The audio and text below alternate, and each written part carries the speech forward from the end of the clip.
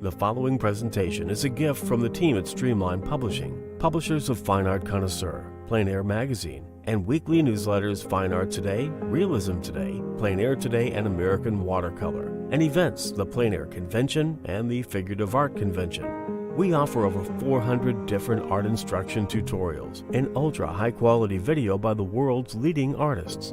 If you like what you see, help us support our artists and our team with your purchase. Each video aired has a special discount code for today only in the comments section with a link to the video offered. And to see everything we do, or if you want to receive notice of new releases, new products, and new events for artists, simply click the other link, which says, "See everything we do." Thank you. Hi there, I'm Eric Rhodes, publisher of Fine Art Connoisseur and Plein Air Magazine. Thanks for tuning in today. We're here every day for you at 3 p.m. Eastern. The goal is to keep you elevated, feeling good, and doing some art, learning about art, growing in art, discovering art. Today we have one of our great masters, John MacDonald. This one is called Poetic Landscapes.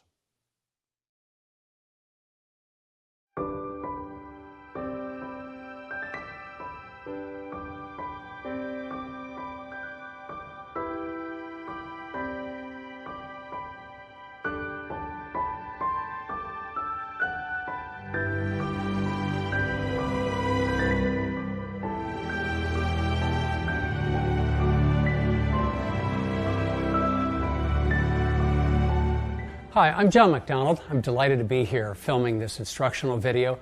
I hope you find it informative and beneficial to your painting. The painting process you're going to see that I use has evolved over the last 20 years or so, as much by accident as by intent, from talking to painters, being given advice by fellow painters, reading books. At the core, it's a very traditional method that goes back a couple centuries. I don't have any secrets to offer.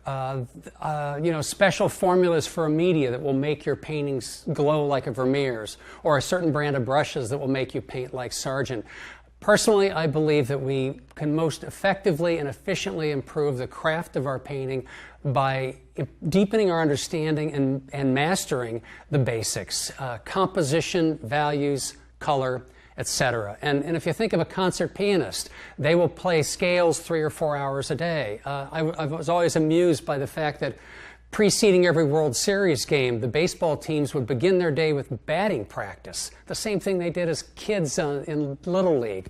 So the basics, it is the basics that are important in this world, our field of endeavor, as it is in many others. So I have no secrets to give you. What I'm going to be doing is briefly explaining some concepts, then hopefully showing them to you during the demo. I'll go into greater depth while I'm actually painting. And then you're going to have to try them out. Videos, books, magazines, there are a lot of ways we can learn about art and improve our skills. Going to conventions, attending workshops, all of that is very beneficial. But ultimately, we learn to paint by painting. It's the only way to really make any kind of learning effective. We have to try it out. So take from this method that I use, take what works for you and ignore what doesn't. And if you find some things that I do extremely beneficial, they click for you, and it makes your painting more efficient and more joyful, that's wonderful. And if they don't, that's wonderful too, because often it's just as beneficial to know what doesn't work for us as it does what does work for us. So let me talk for just a minute about using photographs as reference, because that's what I'm going to be doing in this demo. And I know that it can be a controversial subject among landscape painters, especially those who paint exclusively plein air. I think there are some advantages to using photographs to paint. I think the greatest advantage is simply time. A photograph, given that a photograph will not change while we're sitting in the studio, and we have all day to work from it, that time is a luxury, and we can spend all the time we need analyzing the composition, studying the value structure, looking at color relationships, taking this image, this raw visual information we have in the photograph, and tearing it apart and rebuilding it as a painting. So time is an advantage. Another advantage is simply the fact that we can capture ephemeral weather conditions and times of day that we could never paint in plein air. Dusk, dawn, an approaching storm, the certain light across a snowy field, clouds moving, light on water. There are an awful lot of times we'll be on location, out in the landscape, wanting to paint a certain scene, but it simply doesn't last long enough to do so. In that case, I think cameras are very effective. In terms of the visual information you capture with a camera, as long as you use them properly, in other words, take photos intelligently, which usually means taking photos from different angles, different views, and particularly different exposures. Making sure that when you find a scene you love, you shoot at least three shots, exposing for the lightest lights, which is usually the sky, the darkest darks, maybe the shadows in a tree, and those mid-values of a meadow or lights on the trees. So as long as we take photos intelligently and for the sole purpose of gathering information, I think a photograph can give us adequate information for the values, the lights and the darks in the scene. I also think that a photograph records all the details you could possibly need, and in most cases far too many details. But I don't think that our ability to memorize where every leaf was on every tree, we can't do that. So a photograph is a great help for when you just want to capture a lot of detail. So the advantages: time, capturing ephemeral conditions, and values, capturing values. And details. That's the advantages of using a photograph. Are there any disadvantages? Of course there are. And the greatest disadvantage really is in terms of the quality of the visual information is color. The camera cannot begin to match the human eye for seeing subtle and nuanced color relationships. The colors in the sky, the colors in water. I often love painting landscapes in the winter, and too often in a snow scene, what I see is a bluish, purplish gray with maybe tints of green and pink is reduced in the camera to a simple flat blue. Often the same thing happens in the sky. Subtle nuances of warm, cool tones in the sky are simplified by the camera into just a flat cobalt blue. So there are disadvantages, certainly. The greatest disadvantage, I think, of using a camera to record information, though, is that the camera doesn't record emotions. It doesn't record how you feel in this scene. And I think that's a hugely important component of painting a landscape. How we feel about this scene, how we connect to it, our emotional response to it often informs the way we paint. And when it's painted successfully, I think those emotions, as subtle as they may be, can often affect the way that it's not only painted, but the viewer sees it. The viewer can feel that emotional response in the painting. The camera captures the scene, but it is a frozen, mechanical copy, soulless copy of what we're seeing. It captures none of the movement of clouds, wind in the fields, water, the way water ripples, nor does it capture our emotional response to the scene, which I think is a huge deficit. Let me talk just briefly about copying versus creating. Painting is not a spectator sport. To learn, to do it, to enjoy it, we have to be painting. And we are painters. We're not newspaper reporters. We're not making a documentary of a scene or a copy of a scene. We're creating a painting. So where I would completely agree with those who say you cannot use photos as reference, you cannot use photos as reference if all you're going to do is copy the photo, detail for detail, value for value, color for color, because you're copying what is essentially already a copy and perhaps a deficient copy of the landscape that's out there.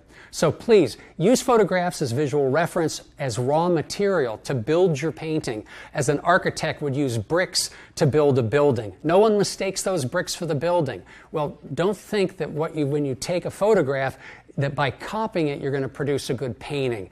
No, the photograph is just a piece of raw material used by an artist with creative thinking and processes to build a painting. So what is a painting? A painting is a construction. It has parts, components, and a process. Different artists have different lists of what the parts of a painting is, but most 4, 5, 6 items, most agree on the essentials. And they are composition, values, or more specifically a value structure, colors, more specifically color relationships, edge contrasts, and details. Those are what I see as the 5 components of a painting. But what's crucial to understand is that these are not all equal. There is a hierarchy among these components. First and foremost, and most important, is the composition. So if we consider a painting as a pyramid, the composition would be the base layer of that pyramid. It determines the footprint, it also determines the strength of it, and it has to be strong. If the composition does not work, if the base layer of a pyramid doesn't work, the whole thing crumbles down. Secondly of importance would be the values, and in particular the value structure. The value structure is the 2 to 5 shapes that make up the composition assigned a light or a dark, from white to black, and along the gray scale. So when I say value structure, I'm really meaning those shapes that make up the composition, each one assigned a value between white and black. That's the value structure. That is, together with the composition, those two are the most important components of a painting. They are what hold the painting together. It expresses the composition, light, space, but we'll get into that a little bit later. So composition, value structure. The third most important component in a painting is the color. Now the color, of course, is what's sexy in the scene, and it seduces us as artists. That's what we love to get to. But it's not the most important component of a painting at all. Most important is composition, coupled with the value structure, then color. Edge contrast, by edges I simply mean where 2 large shapes meet. Is that edge soft? Is it hard? Or is it lost entirely? How fuzzy is it? So where a hill or a mountain range meets the sky, how do you treat that edge? Edge contrasts. And of least importance, and maybe you can barely read that, which is appropriate, is details. The details tend to be the least important aspect of a component insofar as making a painting that works, that has a structure that is strong and reads quickly and well and has energy and life. Details are often associated with telling maybe a little story or showing scale, but they tend to be the least important component of a painting. The problem is most artists, beginners and advanced artists alike, often when we're seeing a scene or working from photographs, we're attracted to both color, maybe some edge details, edge contrast, but a lot of details. So if we start our painting based on the details in the scene, we're essentially trying to build a pyramid from the point up. And what happens? It's going to collapse. And our painting will collapse too. It simply is not sustainable. So when we start the process, this painting process, we need to keep that hierarchy in mind. And why not? Why not structure a painting process that follows that hierarchy? So my painting process is approximately 7 steps, the first 3 of which don't even involve touching a brush. I choose the scene, and crucially, I ask myself, why did I choose this scene? What is it out there that I'm connecting with that I want to put into paint? So I choose the scene. I then gather as much information as I can. I will take, if I have the camera, take multiple photographs from various viewpoints, different exposures. If I have the time, I'll take a sketchbook along and do some tonal thumbnails, small little sketches to help me start to analyze the composition and even the value structure. I'll also do a plein air sketch if I have time and the inclination, a color sketch in oil. Not looking for a finished painting, just trying to record the color information that the camera can miss. And sometimes I'll take a movie. I find that strangely enough, taking a movie, I'm not taking it for visual information. I'm using the sound capability of recording my voice.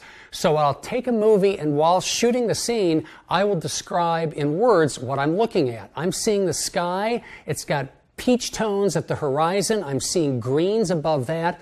In other words, I'm describing colors that I know the eye can see that the camera cannot. And this really has 2 functions. One, it serves as verbal notes to myself. Yes, I am seeing peach tones in that snow, and the shadows are deep ultramarine blue. So when the camera shows them as a light cobalt blue, no, I know they're deep ultramarine blue. So it not only gives me very concrete, specific color notes, but in the process of narrating the movie, I'm taking time and having to look at that scene closely enough to be able to describe it. So it's another layer of my spending time on the scene and learning and absorbing more and more of that information. So I choose the scene, I gather information, then I head into the studio. And there I will edit the photographs in Photoshop, change whatever I need to do. But the point of that is not so much to create a single photograph to copy and paint, as much to capture as much as I can the memories that I felt at that time of the scene. So I'm editing photographs. I'm going to take the sketches I drew, and maybe combine them, retrace over them, cut and paste them, playing around with the composition. I might tweak the color sketch that I did plein air, study more closely those colors. Is that really what I remembered about the color of that sky or the field? So I'm editing the information, and at the end of that, what I want to end up with is enough information about the value structure and enough information about the color to proceed to the painting. So then with the canvas on the easel, I'll sketch out the composition, and then I'll create a monochromatic underpainting in oil for the sole reason of both capturing the composition but also establishing the value structure. When that underpainting is dry, it's usually a day or two, I will then go in with color, laying in color, and while working color, I manipulate the edges, playing with edge contrasts, and tend to finish the painting with the details that I need, and that's the key word there, the details that are essential to the painting. Okay, so I'd like to show you now the materials that I use. Currently, I'm using a limited palette, and well, I have been probably for 8 or 10 years. When I first began, I limited it was even more drastically limited. I'm currently using a white that is half zinc and half titanium. And the reason for that is very simple. Titanium is a very opaque white that dries quickly with a very stable and strong paint film. That's all good. However, because it's so opaque, in higher toned mixtures, if you want a very, very light pink or yellow, the opaqueness gives it a chalkiness that I don't like. So I like the mixture of the zinc. Zinc white is translucent. It dries slowly, but it also dries with a very brittle paint film. You should never use pure zinc white in your paintings, especially if you paint thickly. The paint film will crack. I've been told that zinc in the titanium and zinc white mixture is the closest non-toxic alternative to the traditional lead white paint. But it's a nice paint to use. I use Gamblin. I know other brands have the same kind of mixture. Any brand will do. In terms of my yellow, I use a cadmium yellow light pure from Utrecht. Also cadmium yellow pale is another name for, I think, a very, very similar color. I think any brand will do. My blue is a Prussian blue. I use Winsor & Newton. Any brand will do. And the permanent alizarin crimson is also Winsor & Newton, and any brand will do on that as well. Not as many manufacturers make the permanent, but be sure to look for permanent, because alizarin crimson, traditional alizarin crimson, is not light fast. And especially in high key mixtures with white, the pigment fades rather rapidly. So these were the three colors, in addition to white, that I used for a number of years. I was able to approximate earth tones, the siennas, the umbers, and even get a range of grays. But I spent a lot of time mixing to get it right. It was time well spent, I believed. I learned a lot about color mixing. But I think several years ago, I decided that it was time to maybe expand the palette a little bit more. So I also now use Dioxazine Purple. This is Utrecht, but any brand will do. You can mix a beautiful Dioxazine Purple from Prussian and permanent alizarin crimson that is almost identical. But I found myself using purple so often in so many of my mixtures that I found it simply easier to have a use a pre-mixed pigment. The last pigment that I've added to my palette for the last several years is Vasari Raw Umber. This allows me to start to mix neutrals, gray tones, earth tones, as a base. I can start with the Vasari Raw Umber, and by adding different things to it, I can approximate burnt sienna, raw sienna, and a beautiful range of grays. Now, I don't own stock in Vasari. I don't get any kickbacks for saying this, but I have used a lot of different raw umbers, and I find that most of them are slightly too yellow. Vasari, for whatever reason, is a more neutral raw umber, and when mixed with white, can produce a beautiful, coolish silvery gray that I like very much. So those are the pigments. In terms of the brushes, I use two. The brushes that do most of the work are a bristle synthetic blend. This is a Utrecht F series. Sadly, a year ago, they discontinued the line, and I think I bought up most of what they had. Fortunately, I still have plenty of them. I am sure that a moderately priced synthetic bristle blend would do just fine. I'm very hard on my brushes. You'll see that I scumble a lot. I push the paint into the canvas. So for me to spend the money on an expensive brush, frankly, wouldn't make sense. I would destroy it, and I destroy these brushes fairly quickly. I wear them out. I use the flat. I like the longer bristles than a bright. It holds more pigment. I just like the feel of it, the bounce of it on the canvas. Towards the end of the my painting process, I'll often turn to these titanium Robert Simmons. It's a soft nylon synthetic brush. They're very nice. I'm sure that there are very many similar brushes from different brands out there. The reason I turn to these towards the end of the painting is often if I need a very sharp edge. I'm able to get a really clean, sharp edge with these brushes. I'm also able to lay the paint on the canvas very lightly, so if the paint thickness has built up a little bit, I'm not picking up the paint from underneath. I also use, and I think Utrecht sells this. This is just a very soft bristle brush that I use often to blend large areas of the painting. If I feel that the edge contrasts have become too hard, or I have too many subtle little value variations in the painting, I'll use this to blend it. I do tend also to use quite often a value scale. You'll see that during the demo, where I literally will mix a paint and put it right on the scale to see if my value mixture is accurate. In terms of solvents, I don't use them. I've over the last year or two have really moved toward a non-toxic studio. So what I use to thin my paints while I'm painting, and again you'll see that in the demo, is a mixture of 50% safflower oil and 50% linseed oil. It's similar to the zinc and titanium mixture in that linseed oil dries fairly quickly.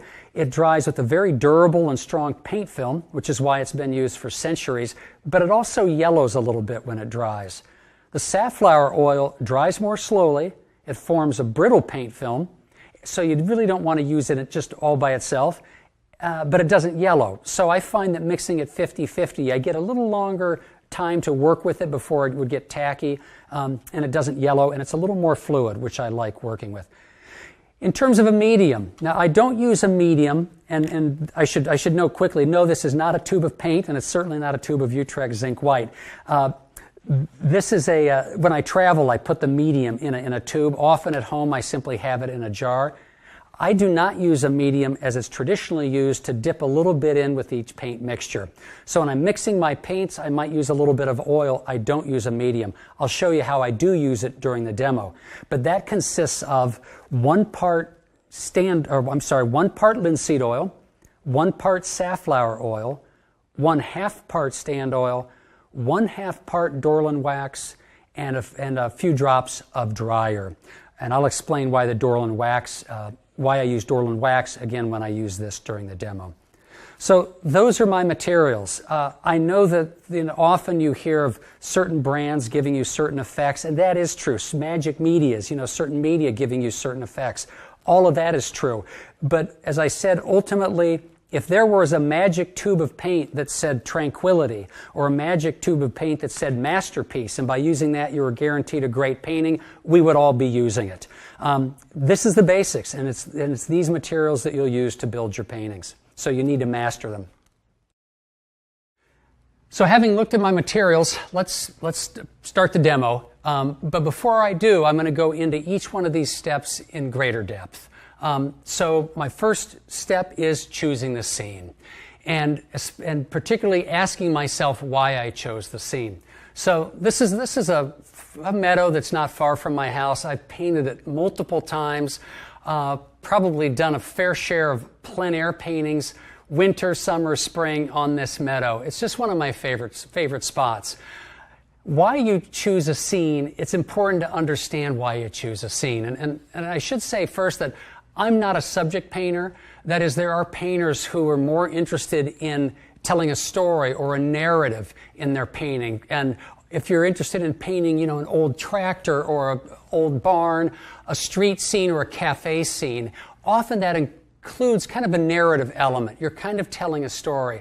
I'm more of a formalist, I guess, for lack of a better word, in that I'm not so much interested in telling a story. What attracts me to a scene are color relationships and value relationships, and particularly the mood, the quality of light and the mood, which I guess if you argued, okay, well, that's kind of a story, isn't it? Yeah, I guess it could be.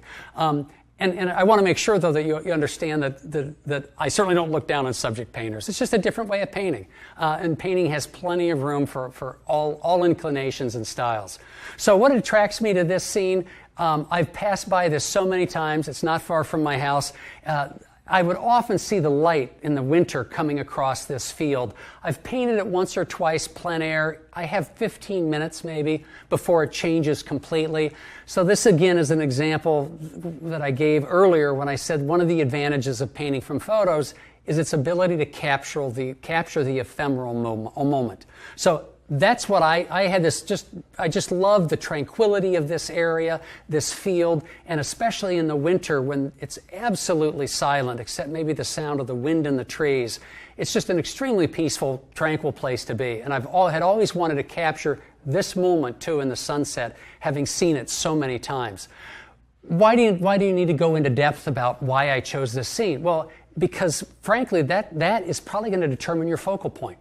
If you ask yourself, what do I really love about this scene? That's going to be the center of interest in your painting. That's an extremely important thing to know because you're going to structure that painting around that focal point. So for me, what I was really just loved was the pattern of the trees and the light up in here. Yes, I thought the pattern of the grass coming through the snow was interesting, but this is primarily what I was interested in. So I've chosen the scene. Now I need to gather information. I probably took 25 or 30 photographs of this scene. I arrived early. I could catch the shadows as they crossed the distant field, as it would pick up certain trees and then disappear. Other trees would go into shadow. I was just intrigued by that play of light as time moved along. So I took a lot of photos, finally settling on this one. I also, I think, did one or two tonal sketches quickly. It was a pretty chilly evening at the time. Just a real quick little thumbnail, playing around with the value relationships. I have done plein air studies of this scene in the winter, but I didn't do one this time because I've learned that the sun just changes so quickly in the winter when it's low and going down at an angle to the horizon. It changes too quickly to really bother getting out your plein air kit when it's 20 degrees outside. So I gathered the information, photos, sketches, a plein air sketch, I can't remember if I took a movie of this or not. I may have, in which I'm describing the colors. But then I go back to the studio, and typically we'll download the photos in Photoshop. I'll set the sketches aside, a plein air aside, and I'll start to go through the photos, looking for what I hope will be a photo not that I can copy. I can't stress that enough. The point of using photographs is not to find one photograph you can copy, but a variety of photos that all give you visual information, and hopefully one photograph that can capture enough of the value relationships that you can use that as information regarding the values and the details. As I mentioned, that being, I think, the best advantage of using a photo. But when I take a photo into Photoshop, I take it further than just saying, oh, this is the photograph I want to use. Because of my experience as a former freelance illustrator, I'm comfortable in Photoshop, and I will often crop the photograph. And I didn't crop it much this time, as you can see, just zoomed in a little bit. But then I will change the values and the color in Photoshop. And again, the point isn't to come up with one image, a photo, that I can just copy to make a painting. I want to try to recreate in me the emotion and the memory I had of that scene. So this is what I ended up with after altering it in Photoshop. You can see quite a bit of difference in the color. This may have been the actual color of the scene. I don't know. It may have been, but it's not how I remembered it, and it's not what I was responding to. I saw this as much more of a scene of glow with color contrast, and I simply wanted to capture as quickly as I could that memory. So while I was painting, I would be painting from my memory with this as a reminder rather than from that as simply a photograph. And I hope you understand that, how important that distinction is. So in Photoshop, I've taken this image and I said, yeah, that's really much more that's much closer to how I remembered it. And then typically, still in Photoshop, I will paste a grayscale next to the photo and a little thumbnail above. I paste the thumbnail because it's so much easier to see the basic shapes and basic values of a photograph on the computer monitor when it's kept small. It's much more difficult, I think, when it's enlarged, and I use a monitor in my studio about this size. So this may be great for seeing detail, but it's much easier to see as looking at a small image. It's a little bit like a thumbnail sketch. It gives you the basic shapes and some of the basic values. So with the value scale, what I'm doing is I'm taking samples of the colors of the landscape. Sometimes I'll actually, with just one of the Photoshop tools, select a square of the actual photo. Other times I'll simply fill in a little square with the color that I sample. I'm really looking for value information. I used to, 5 or 10 years ago when I was doing this, I would almost always convert the photograph to black and white and then do the same thing. Now I like to go directly to color, in part because it's good training to look at a color and where is this on the value scale, to judge the value of color immediately rather than having to convert it to black and white. But if you have the capability of converting it to black and white and that helps you, by all means do. So by assigning these these chips from the little samples from the photo, I can see exactly where these values lie on the value scale. And it gives me the information I need to establish the value structure.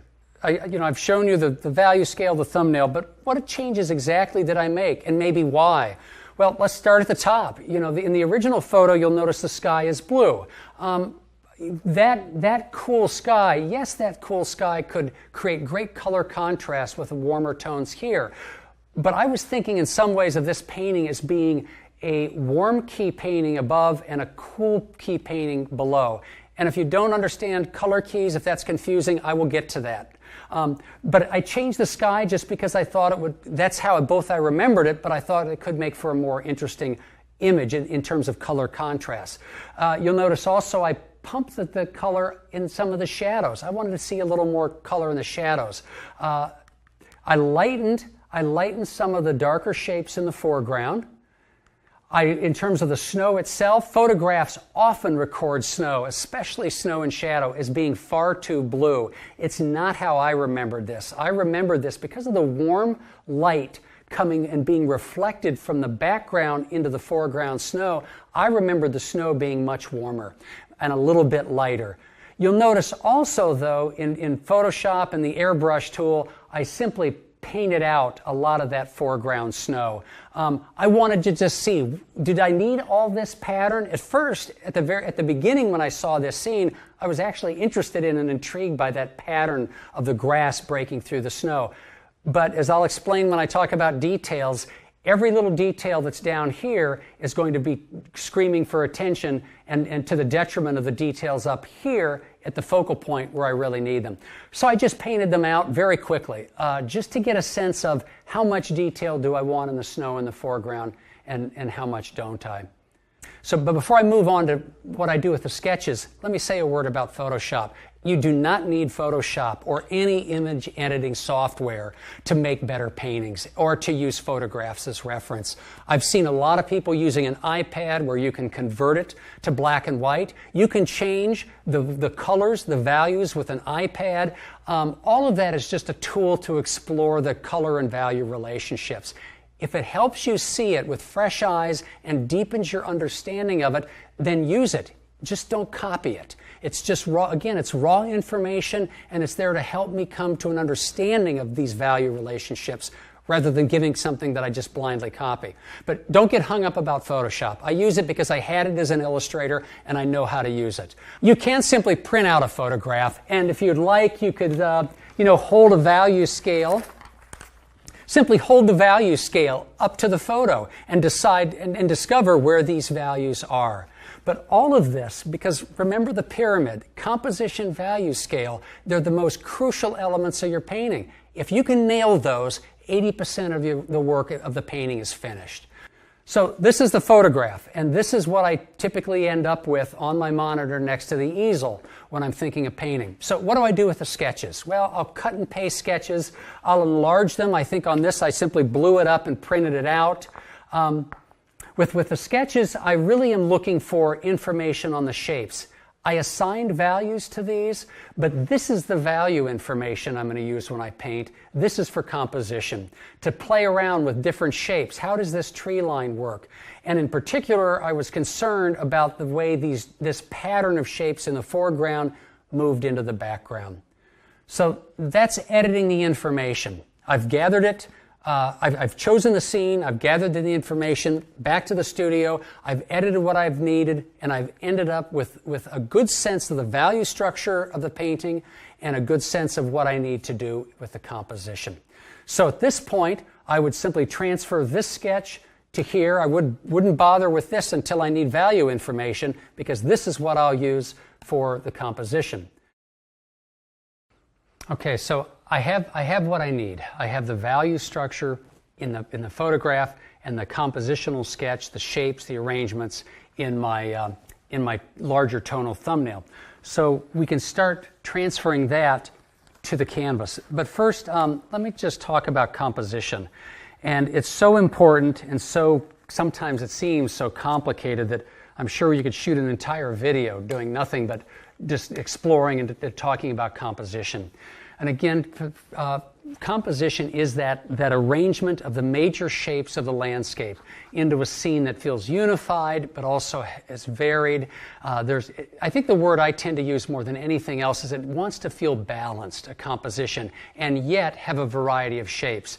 I find it a lot easier to say what not to do when composing a scene than what to do. Some of the things you want to avoid are placing anything of real strong interest, strong contrast around the edges. Traditionally, they've always said never put anything, certainly not the focal point, dead center. It usually needs to be slightly off center. I think one of the more important rules is you always want to avoid equal divisions of the canvas. If I had a sky and a field, I don't want to have that horizon line exactly in the middle, nor do I want to split the canvas down the middle vertically. But also you want to avoid having equally sized shapes on the canvas. So if I have, say, a band of trees across here, and I have a lake or a pond down here, I don't want that pond and those trees to be the same width on the canvas. It kills the illusion of space. So one of the most important rules that I'm always trying to avoid, and it's amazing how easy it is to forget it, that rule of avoiding equal size shapes on your canvas. Most rules that you'll hear about regarding composition can be broken. George Inness used to divide, especially his late canvases, would divide his canvas in the middle and then right down the half, but then hang different elements around that central cross beautifully. You'd never really know that he was violating one of the cardinal rules of composition. Don't divide your canvas in half vertically or horizontally. He did it both and got away with it. There are, I guess, masters who can break those rules. I think there is one rule, though, that is absolutely inviolable, that you cannot break, and that is don't say more than one thing with your composition, with the painting. Make sure that if you have a focal point, you don't have another focal point of equal strength here or here. Think of it as someone telling you a story. Well, if there's only one person telling you a story, it's easy to follow. If you have three people talking simultaneously, surrounding you, each telling a different story, how can you possibly make sense of that? It's the same thing with the painting. Say one thing with the painting and sacrifice everything else. It also isn't just a focal point. It's not uncommon to find a painting in which the sky is spectacular, beautiful variations of values and colors, and you want to capture that sky. But boy, the light on the hills is also incredible. Wow, I want to capture that. And while I'm at it, look at the light on the foreground, snow or field. I want to capture that too. Well, what you end up doing is giving me 3 paintings, a beautiful sky and this incredible scene here. And especially if you're giving them equal weight in color contrast, value contrast, you're saying 3 things with 1 painting.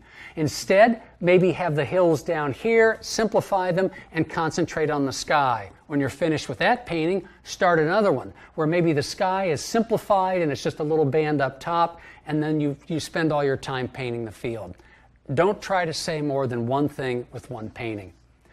So composition, from the composition, I'll now transfer the lines here. But first, let me just show you what I use for an underpainting.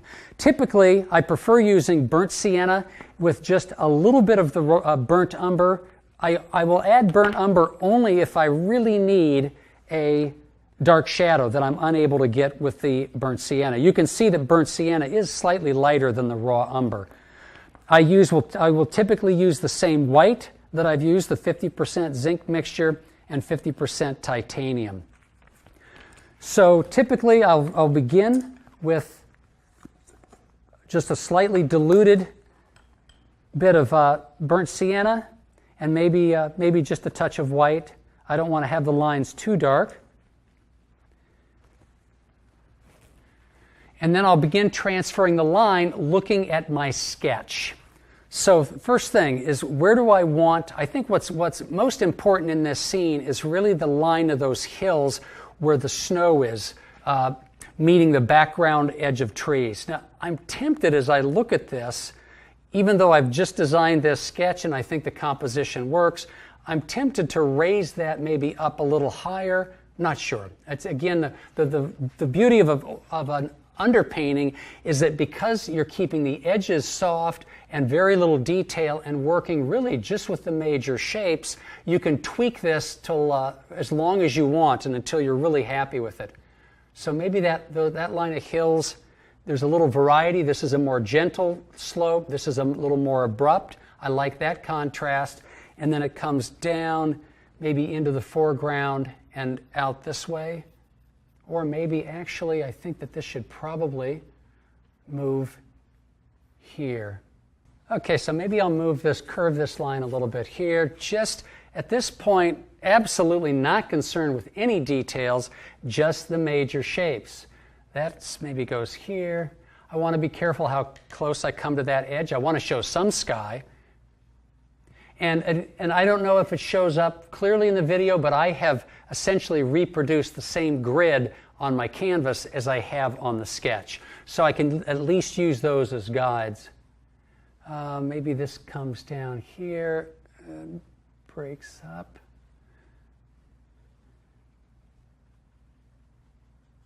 I'm going to break there's a little tree in the photograph, kind of more in the foreground. In the sketch, you can just barely see it, just to the left of center. I want to have that break that line.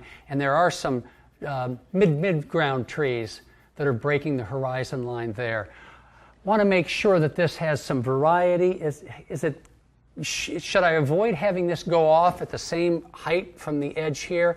You know, I think it's often I would say yes, but I think in this case it's not critical because I'm going to have these trees in the break that edge, and also they'll be a little higher. So I'm going to pull that down just a little bit. Again, just working in line now. You always want to avoid lines lining up. If the angle of this tree, the tree row, is exactly the same angle as that, it starts to make this shape read flat, and the brain wants to read it as a flat plane perfectly perpendicular to your view, and it flattens it out. So always trying to make sure that this curve, curves don't repeat themselves. I have a curve here, I have a curve here. One of those is going to have to change. So why don't I maybe bring this here? And you might kind of wonder why I didn't solve this at the sketch stage, and I'm kind of wondering that too at this moment. You would think I would have caught that, but That's all right. At least I caught it now before it hurt the composition. I'll bring that up a little bit. This line is a very important line in the sketch, where this edge comes in, how far it comes down. There's a triangle there that's nice. I want to make sure that this isn't symmetrical. You know, you don't want to have forms that are perfectly symmetrical on your canvas. That's another rule of composition. So I'll break that edge up. This can be a nice clean edge since it's an edge of snow. And then some of those bush forms or brush forms, whatever it is. Move up here. This line,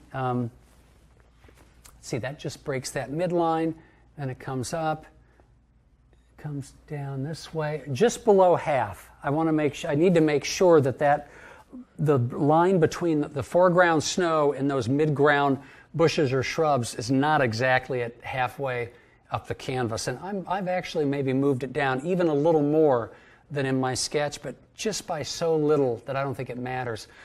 I have a slight drop in the form as it comes here.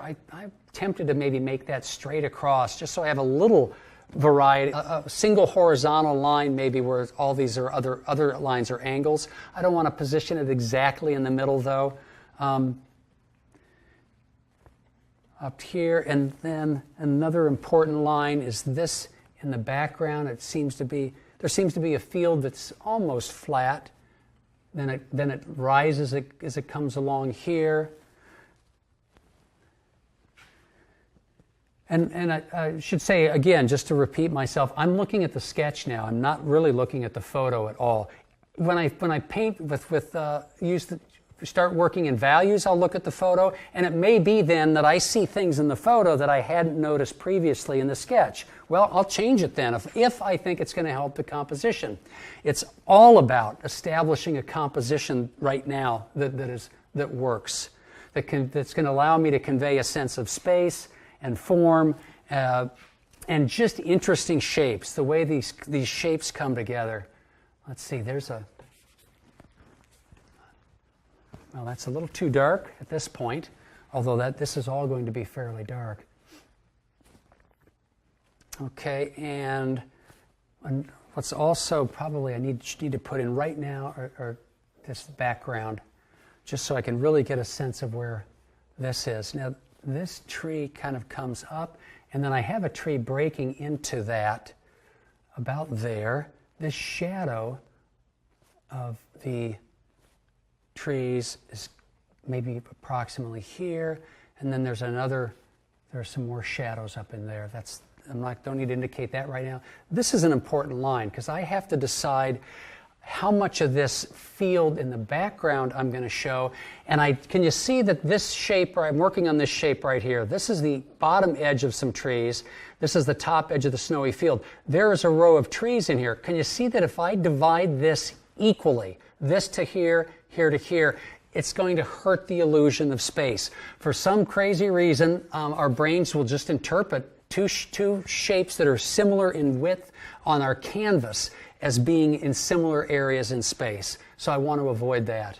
The tree here, and then there is just a tiny hint of that field or that slope of snow back through there, a little triangle there, and a little bit here. Now this kind of looks, these shapes now, it's a little hard to keep track of them because there are so many little ones. I'm not going to worry. If you look at the sketch, you can see a little line of a field up through here. I'm not even going to put that in. I can pull that out as I put in the values. But right now, I'm just still wanting to indicate some of these shapes. I think that as I have used underpaintings more and more, I really enjoy this stage because I feel as if the brush is a pencil, and sometimes it's just really fun to, if I want to, just to kind of scumble in some of the shapes, even though I'm going to end up doing this much more accurately when widths of these bushes are not the same, the height's not the same, the way I'm dividing the fields and layering this as it's going back in space is not the same. There has to be variety. Things have to be different. And it doesn't, does it really matter if you adhere to perspective principles that things large get smaller, smaller, smaller? Well, sometimes, but sometimes that regularity, especially if it's a field, gets kind of boring. Maybe one distant field is a lot larger, so it breaks that regular progression of getting smaller in space. And the darks are up in here. Okay, I think at this stage, I can forego the sketch and simply focus now on the monitor. So I'm working on a tone canvas now. So the first thing I want to do is identify this tone in terms of its value. Is there a reason to work on tone canvas than white? Typically, I like working on tone canvases, especially if I don't do a tonal underpainting, for the simple reason that especially at the beginning, if I'm working on white, every layer of paint, regardless of what value it is going to appear darker than white. So I find it harder to judge value relationships on the canvas until I get some of that white covered, a lot of that white covered. So I enjoy working on a toned canvas for the very reason that it knocks that white back. And then I can push the shadows in and pull the lights out. Often, though, in the studio, if I'm working on especially a large underpainting, and it's almost always the large paintings, I will always do a tonal underpainting on large paintings. I tend to prefer working on white because then I can lay the paint in, and rather than having to mix white to get lighter tones, I simply with a rag will pull off the oil, revealing the white canvas underneath. It's a different way of working, and if you want to try underpaintings, and I really recommend you do, especially if you struggle understanding values, then try both, working on both a toned and working on a white underpainting. Why do I need to identify this value? Well, it's probably going to be one of the values that I have identified in the value, on the value scale. And if that's the case, then I can use that as kind of a reference point to all my other values. So I typically will hold up a value scale to the canvas, and I hope you know by now the best way to distinguish values is to squint. It's the easiest way to see if two colors are the same value, or simply to see value shapes. So if I squint at this, it's clear that this is a little darker than here, it's getting close here, and maybe this is a little bit lighter. So I suspect it's going to be this value. I realize that this value scale and the value scale I have created in Photoshop don't correspond perfectly. Photoshop is because its photo sensors is actually shining white light for the white. It's going to be whiter than this. And this is printed ink pigment, which is never as dark as it really is with the pigment I can get from my oils. So it's not going to be quite this dark. It's just a little compressed. Is that difference critical? Not really, because what I'm most interested in analyzing values aren't the absolute value of a shape, that is, whether it's this dark or this dark or this dark, it's the relationships it has with other values. It's those value relationships and how far apart they are on the value scale that make the difference. So if this value is approximately here, on my value scale it would be down around here. Well, that is the same value as the background of these trees here. Now, let me stop for just a minute to talk about, because I'm about to work values into this. Why do an underpainting? Why are values so important? And in fact, there's a great expression, not only that I've found not only in the world of painting, but my wife is a quilter, and I've heard quilters use it. Values do all the work, color gets all the credit. And I think that is absolutely true. Value does most of the work. Why do a value underpainting? Well, it's because it's value that creates the illusion of light. It's not color. Value creates the illusion of space. It's not color. And value creates the illusion of form. So if value is creating the illusion of light, form, and space, what else do I need to establish the composition and a structure to know that my painting's going to work? And if you think a painting has to have color to work, I recommend looking at the work of Charlie Hunter, who does terrific, beautiful paintings, monochrome paintings. Color has its place in a painting, and it does some wonderful things for a painting. But what it doesn't do is it doesn't provide structure, and it doesn't provide that spatial illusion that we're so often looking for in the landscape, where we want this tree to look further back, and maybe a snow up in the foreground to look as if it's actually coming up into the foreground. So value gives us that. Another important aspect of value are value keys. Now, I could paint this entire painting in all dark keys and make the painting quite dark. Or I could decide to do a high key painting and make it entirely light in light values. In this case, I think just given the nature of the subject matter, I've got light shining on white snow and deep dark branches and bushes in shadow. I want to take full advantage of that value scale.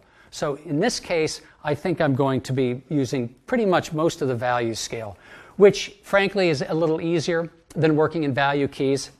Because if you think about it, what I just said is it's not the absolute value that matters, it's the value relationship, the distances between them. Well, if I'm working from a full value scale from black to white, look at that range of values I have to work with. So if this is the value of one shape in the landscape and this is the value of another, and another one maybe is right here, I have some wiggle room in the value scale. It's not, I don't need to have that precisely exactly the same. But if I've compressed all my values so I'm working in the very light end of the value scale, I have much less wiggle room to make a mistake in that. So it's actually more difficult to work in high key, low key values, but it's worth trying. So there's one other very important component of value, and that is a gradient. And if you're not familiar with a gradient is a very subtle change in either value or color that moves from one area of a large shape to another. So just consider this large foreground area, and especially look on the left side in the photograph. Notice how the snow is light up to a certain point, slightly gets darker, and then noticeably darker by the time it gets up here. And in fact, even the snow in some of these areas is darker than it is here. Well, if you're looking at the value scale that I have next to the photograph, you can see on the right side, see those three chips of blue? That's essentially my mapping that gradient. The darker blue was up here, the middle blue is probably in the middle, and the lighter blue represents the value of the snow down here. Why are gradients so important? Well, anytime you have a flat surface, a plane in the landscape, receding, starting in the foreground and receding in the distance, or starting in the midground and receding in the distance. In order to give that the illusion that this is a flat plane receding into the distance, you have to change something as that goes back. So I'll just use this because it's so easy to see. It's almost half the painting. As I paint this snow has to start changing as it goes back here, or else this is going to look like a cutout flat shape that's perpendicular to me and not a flat shape receding in the distance. You'll see gradients in the sky. Notice, for instance, in my photograph, how when I put in the color in the sky, it's warmer here and cooler here. So this is a case where it's a gradient not in value, but in color. The sky changes from more orangish to here to a bluer color here. That's also a gradient. So it isn't just flat planes, and you'll always see gradients in the sky, and everyone's familiar with the gradient where it goes from light blue at the horizon to a dark blue up top. Well, it isn't just a change in value. Often it's a change in not only color, but in saturation, with duller colors at the horizon where there's dust and dirt and you're seeing through a lot of the atmosphere, and then the colors become a little cleaner and richer as you go up. So gradients work all over the landscape, and you need to train your eye to see them and expect them to be there. So we've got the reason we do an underpainting because of what value does in order to create a three-dimensional illusion. I'm looking for gradients in here, and in terms of the scale, the key of this painting, I'm just going to use full contrast. I'm not going to make it a low-key painting with mostly darks or a high-key painting with mostly lights. So I've identified my value as being the background trees, but notice on the left side of that value scale, look at the incredible gradient I have from the lights of the trees here, moving to a darker area of the trees here, and then in this area they start to drop into the shadows. And by the time the trees get here, they're almost black. Notice that change of a gradient in value and in color. In color, notice how they go from an orangish, pale orange up into some more greenish tones, well, not greeny, maybe ochre, yellow ochre, into more red tones in here. They start to pick up a little bit of purples and umbers in here, and then end up with a very cool, neutral, perhaps purplish, perhaps more umber. We'll get into that when I start dropping color into this. For right now, though, I'm thinking of value, and there's an unmistakable gradient from that background tree to the foreground shrubs. This gradient is really one of the things that made this scene most attractive to me. I wanted to work with the dark pattern of bushes, trees, and then as it goes up, it's getting lighter as it gets into the light, ending with a very light note in the trees here, a note that's the only note lighter than that light in the trees is really some of the lights in the sky, and that slash of almost white of the snow. So let's start working on the values. I'm going to use as large a brush as I can.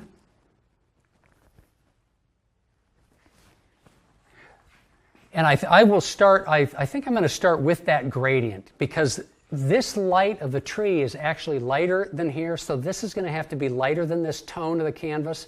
But for right now, let me take these darks, move them up, and then I'll stop right at this value, because that's the value of the trees before they transition to being a little bit lighter. Both in the underpainting when I apply color and when I'm applying value now, this is not paint by numbers. The point of this isn't to define these shapes just perfectly and then stick with that. Yes, if I've designed this and it really is working perfectly, I probably don't want to make huge changes, but I don't need to make sure that my brush at this stage is coming up and matching exactly the lines of my sketch. Because if I do that, two things happen. Number one, it's monotonous and it's slow and it's not very exciting. It's just too uptight, maybe is a good word. There's no need. I can be a lot looser and have fun with this. It's just not that much fun. But for a more practical reason, if I'm painting right up to an edge on this shrub and then go back in with a slightly lighter snow and then go right up to that edge, on my canvas I'm going to have a little line of paint where those two areas of paint meet. When that dries, it's going to create a ridge of paint. Then when I go back into color, if I want to change that ridge, it's going to show through. Just because it's physically in the paint film, there's a little ridge of paint film. So I try to keep, especially the underpainting, keep the edges soft and the paint film thin. But by thin, I don't mean liquidy. I don't mean use a lot of the oil or medium. I mean thin as in a thin piece of fabric. It's not very thick. I want to put very little paint on the canvas. I want it to dry quickly, and I want to be able to manipulate it by wiping it off. So I'm just going to now, looking at both the sketch and the photo, start to block in some of these shapes that I had.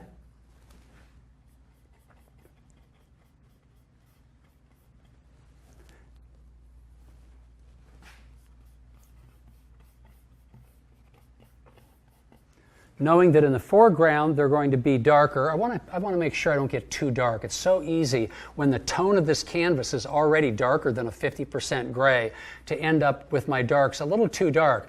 The darker they are, the harder it really can be to put color into them. You're limited as to what kind of color you could put into it. Okay, so I'm just going to scumble this in. Let's see, that tree went up there, this one was here. This, as I started to say, having worked on the composition, you would think that you're going to have to match it exactly. But again, no. I consider this an opportunity to redraw the composition if I need to, if I find that it's just not working. Which hopefully I won't, because I've worked hard enough to get some of the shapes to work. But there are often little subtle changes that I never really know what's going to happen until I put them down in paint. Okay, so I think that the trees on this side, as in the photo, notice on the left side another gradient. Notice how the trees start dark over here and then they also get lighter. So this is the point where I'm going to start lightening this. I've got maybe a little too much oil in my brush. I'm going to get rid of some of that. I have a lot of oil on the palette right now. Now, from I'm sure it appears that I'm putting down just one value. I'm not changing the value, and I had just talked about the gradient. And that's right. What I'm going to do is change that by wiping it. And by the time I get here, that's about the value I want for these trees. I use a paper towel a lot to paint with an underpainting. It keeps me from getting fussy, keeps me from having, working with details, being even concerned with details at all. And actually, I love sometimes just simply the effect I can get from just a paper towel, painting with a paper towel. It's a lot of fun. Notice the value of this shadow. It almost looks as if it's as dark as down here, but it's not, because it's against all of these lights. That's making it look darker. And in fact, I may even change that just a little bit, maybe make it deliberately lighter or deliberately darker as I continue the underpainting. But I'll have to wait and see. So that's the dark there. Then the trees get a little bit lighter here, maybe a little bit lighter along that ridge. I'm going to maybe exaggerate a little bit the shadow on this side, just so that I don't want it to be symmetrically, bookends. I don't want it to be like bookends, but just a little bit darker here will help the light up and the transition to the light up here be even a little more dramatic.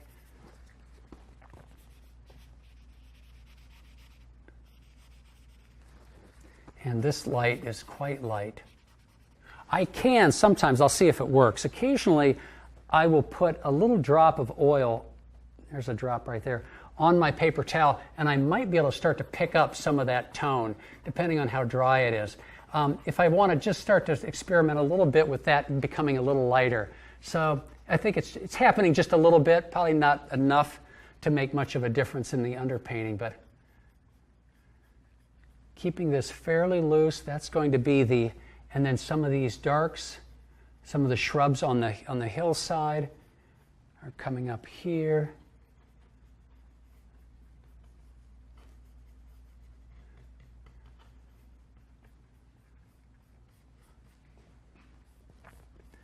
I want to just step back now and look at the shapes, making sure that these bands are not equally shaped.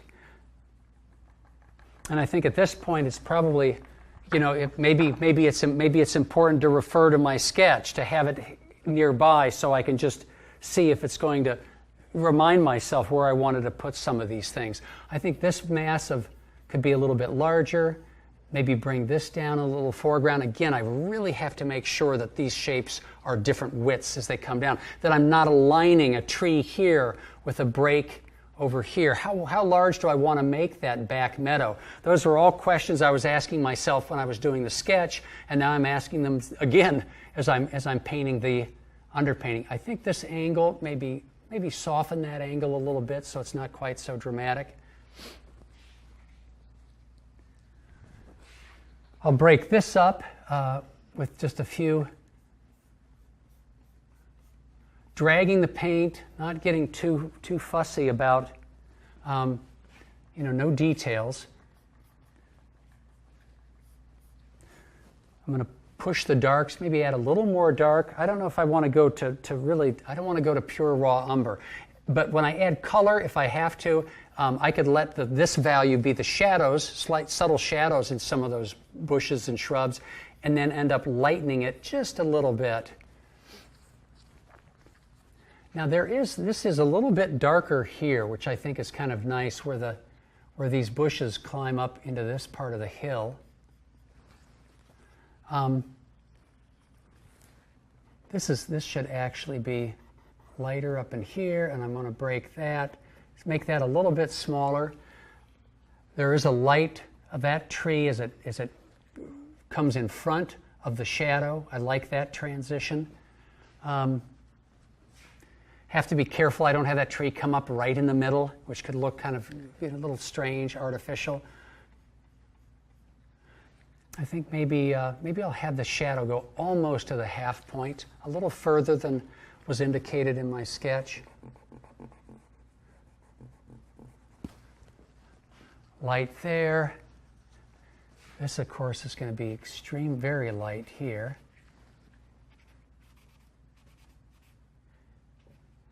Now the sky color looking at the value scale. If this is going to be the value of the trees, then the sky is noticeably lighter, but I have to leave a little room on that value scale also for the light of the snow. The light of the sky, those color chips, actually, it's amazing how just greenish yellow it looks and almost a greenish blue. And you'll see that they don't look nearly as light when pasted on my value scale as they do in the photograph. So I'm going to mix, let's put in the sky. I think that's going to be important to go to that light right now. Now, how do I know what value to mix then? Well, I will use the value scale, and I'll look at the value scale on the monitor and see that it needs to be a value. If I want to save some room on the value scale for nice whites in the snow, I really cannot go any lighter than, this says value 7. I mean, what is that, a 30% light or whatever, but that's the value I need.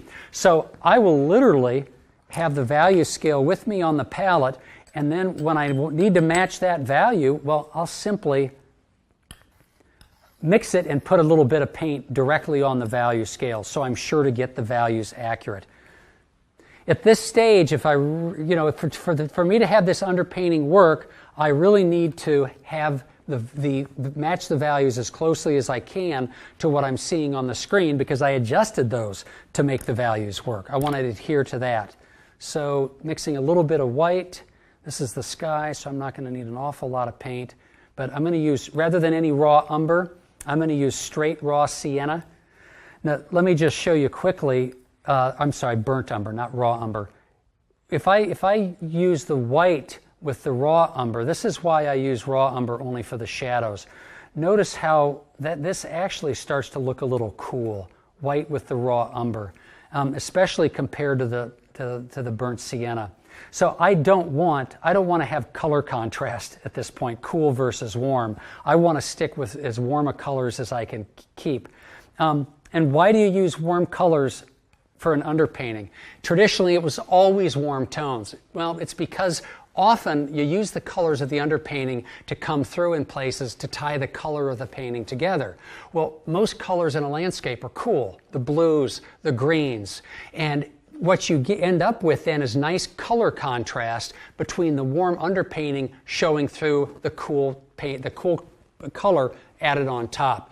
If you do a cool underpainting, you're essentially trying to create color contrast with cool on cool, and it kills it. It just deadens the entire thing. So that's why we use warm colors for an underpainting. As I add white to this sky, often I will add just a little bit of yellow to keep it even warmer.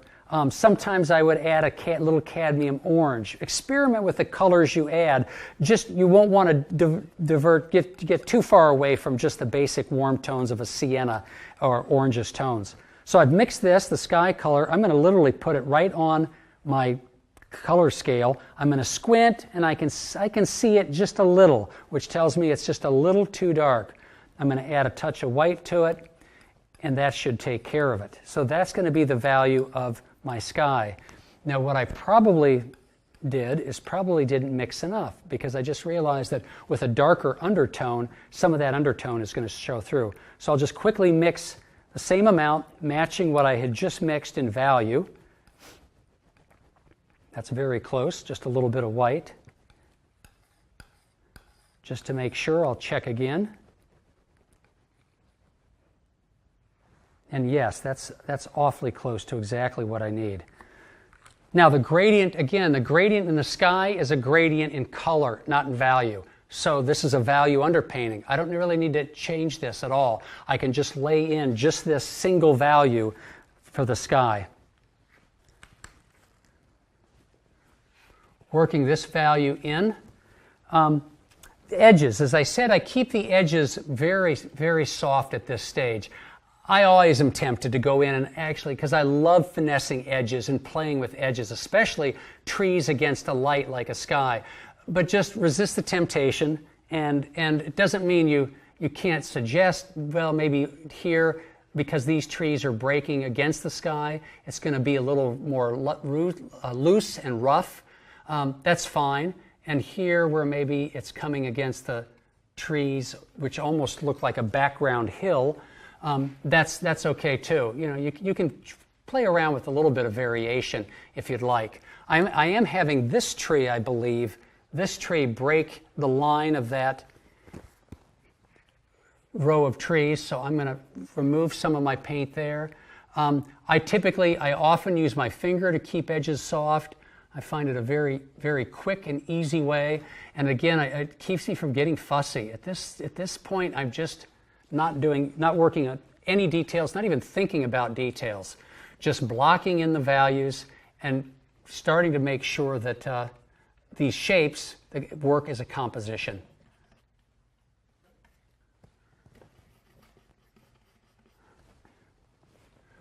Working it over on this side. Now there are some trees that are coming up that are bare trees. That's something I'll probably put in when I actually paint in color, so I'll leave it out right now. If that tree, the tree on the very right side, there's a bare tree sticking up right here. If that were essential to the composition, I would probably put it in because I want to make sure it works. At this point though, I'm not really too concerned about it. I'm keeping my brush strokes vertical because right now with the lights here in the studio, I'm getting some specular highlights on the brush marks, and it's actually making them look a little bit lighter in value. At this point, I just want a flat value here. I'm looking just for value. So not concerned about the brushwork, not concerned about details. Stepping back and saying, seeing if that's going to work as the sky. Now, it may be, as I look at this now, I actually think I like the thought of not having just a gradient in color, but a gradient in value. So by pulling off a little bit of the sky, and as I go down, I'm going to just pull off more until the paper towel becomes full and it fades. I'll wipe a little bit of this on. I just want to create a fairly smooth gradient of slightly darker to the left to slightly lighter to the right, just to imply that the sky is just a little darker on this side. I kind of like that idea, even though it's not in the sketch. See if that works. And again, I think as I mentioned, I left this little thing poking up here because there's going to be a tree breaking that edge. Yeah, I do like that. I think I do like that gradient. It just needs to be a little smoother. A little smoother.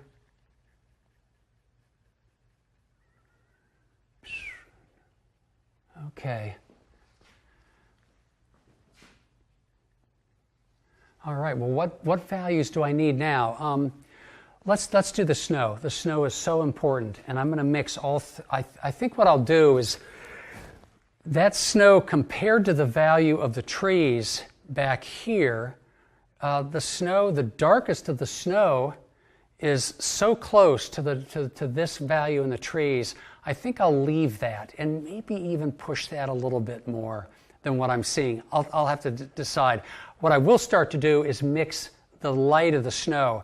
Now I can see on the value scale it's almost exactly a 50% gray. It's a little bit lighter than a 50% gray. So in terms of this value scale, I'm going to be looking for something about toward the upper end here. I'm going to need a lot more paint because it's taking a large part of the canvas. Mix a touch of oil with it. Do be careful if you eliminate solvents and use oil to thin your paints. Do be careful that you don't put too much oil on the bottom layers of your painting, doing an underpainting such as this.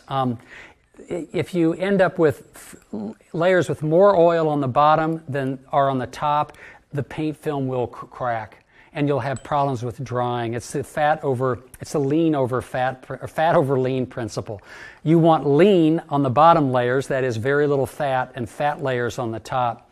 Occasionally, I'll use an alkyd as underpainting pigments, both the white and the sienna and burnt umber as an alkyd. because alkyd by its very nature is very lean. And alkyds, for what it's worth, I think it was on Gamblin's website, I was reading that alkyds are great for underpaintings, and you can certainly use alkyd on top of alkyd for the entire painting, but you do not want to start the painting with traditional oils and finish with the alkyds, because the alkyds are lean and it can lead to the paint film cracking, which I did not know. So it's lucky, I guess, for me that I tended to use the alkyds only for the underpainting. Okay, I'm going to use a fairly large brush with this. Just a mental note to make. I'm a big advocate of using the largest brush I possibly can, especially in the early stages of a painting, because it keeps you from getting fussy. It'll keep you from getting too tied up into little details. And in fact, I still have some brush marks up in here that I would like to get rid of. So I'm just going to use the larger brush to make that a little more of a smooth gradient, getting rid of it. Okay, getting rid of those brush strokes. So I have the color for the snow. As I mentioned, I'm going to use the largest brush I can. Keeps you from getting fussy with details. And starting, sadly, I've actually seen people, I've in the course of a workshop asked people to do an underpainting, and they'll have a large area on their canvas and literally using a brush like this to start to brush in the paint. And I tell them that the workshop only lasts a week, and it's going to take them that long to do one little area here at that rate. So please, you become accustomed to using large brushes. It not only will speed your work, but by using them, you'll improve your drawing skills, because it takes a little more precision to work with a large brush, but it's also more freeing. You may end up seeing your brushwork be a little looser and a little more free. So this paint, okay, you can see what a difference that makes now, right? It looks almost as if this is the same value as the sky, but I think you'll see that, wait a minute, it is the same value as the sky. Oh, that's right, the values of the sky are very close to this. That's interesting, because I don't know if I want this to be the same value as the sky. Do I lighten the sky up, or do I darken this? I think I'm going to darken this a little bit. So let me go back. Well, I'm glad I caught that, because I don't want that to be the same darkness as the sky. Or the same value as the sky. Darken this up just a little bit, so this needs to be, well, that's about it. I maybe darken it just a touch.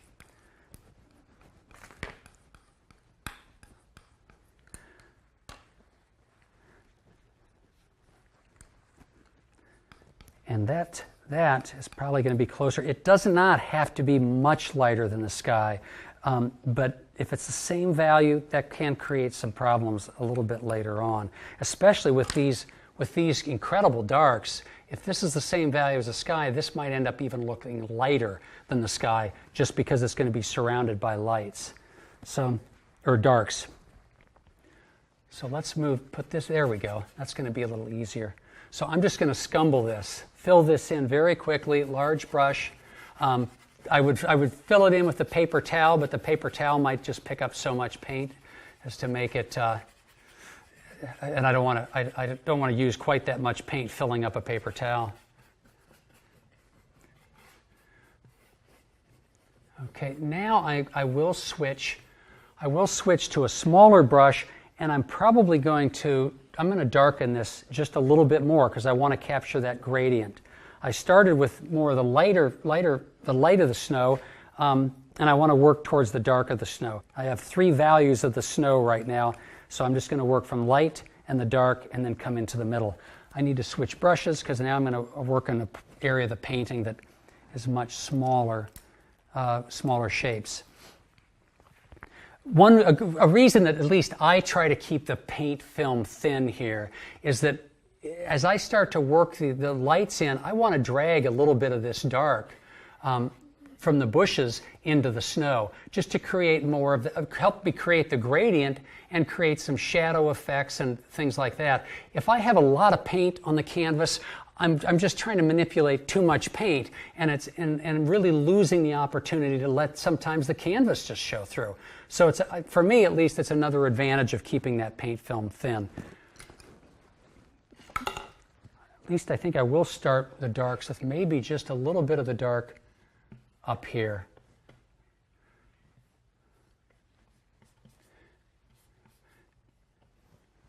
Now in my sketch, you may remember in the sketch, you'll notice that there is a little path coming through the foreground snow. I think at some point on the underpainting, I'm going to want to work that. I'm going to need to include that because it's such an important part, I think, of the composition and the way the painting, leading the eye into the painting. So that's important, and I'll include that. For right now, I'm just going to work just a little bit of the snow, work this dark into the snow to create a gradient, and then I'll come back in with the lighter paint perhaps, and working the darker paint and paint that path in. So this paint, this paint I'm putting on is really exactly the same value as the tone, which is fine because now with my brush not loaded with the paint, but with enough paint in here, I'm going to start to shape these hills, keeping the lines soft and letting my brush pick up paint, which will then darken the snow a little bit and create that gradient for me. Bringing that paint in here, there's a little bit of a faint shadow here. I think I'm getting just a hint of the field there. Looking now, referring to my sketch, which is just to my right, I can see that I've got this field comes in here. Maybe I have.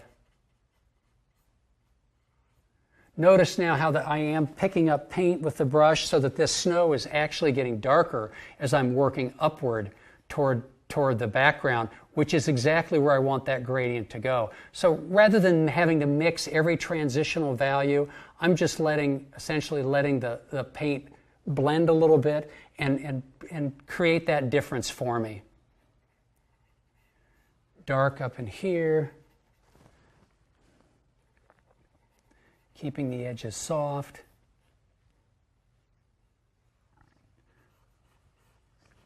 And the snow goes up in here a little bit and gets a little darker. Let me step back and see that I'm getting a nice transition. Okay, yeah, I think you can see it's subtle, but there's certainly a transition in value from here to here to here. That's that gradient. That's the gradient that I need to create the illusion that this is going back in space. What will also help, of course, to make the marks smaller and just keeping the edges softer in some of in the background will also help create that illusion. Now the snow, as it gets on this hill, now that was too dark. I picked up some of the dark and transferred it right to where I really need this. When I get to the snow on the back of this hill, because it's going to be right next to the lightest lights, I don't want to have it this dark. And in fact, I think even in the photograph, you can see that there is a noticeable difference in value between the snow on this field that's in shadow and the snow that's in shadow at the base of the hill right next to the lightest lights. So I'm not going to change this. And in fact, that might be already the exact value that I need. Instead, I think I'll come in. I do need. I think it could stand to have be a little bit darker, in not the snow, but in some of these passages.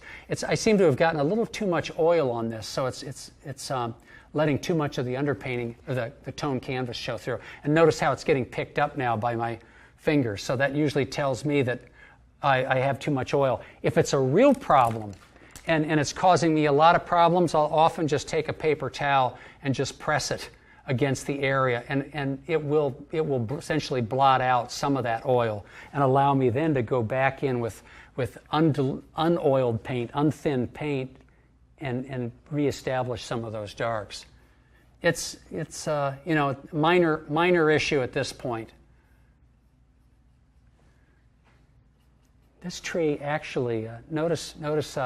I think both in my sketch and the photo, how this tree really seems to stand out a little more darker against the snow than some of the bushes do in here because they're picking up some of the ambient light from the sky, whereas that is in shadow. I like that difference, the fact that this is a little bit darker than what's going on over here. And then by the same token, this could probably get a little bit darker too. Even though I've maybe lost that gradient in this area from dark to dark light here, because I've just darkened this, I think for the painting itself, for the whole painting, I think it's actually a nicer little change. And I can always come in with at some point with a really strong dark and hit some of these foreground areas just to make sure that there still is some bit of a transition. Okay, I'm looking at this right now. This is jumping out at me, this shape echoing that shape. I want to make these a little bit different. So I'll just drag some of the dark paint in. I just want to break that up a little bit. Maybe there's a mid-ground bush here. Something happening there. I'll going back now to the snow. There's an awful lot of detail in this field where the snow is visible between bushes and there are slight breaks in the foliage. And how important is that to indicate at this point? I don't think that important. What I need to do are get the major shapes correct. And that means making sure that some of these shapes aren't identical and that not the same size and that there's enough variety and interest among them.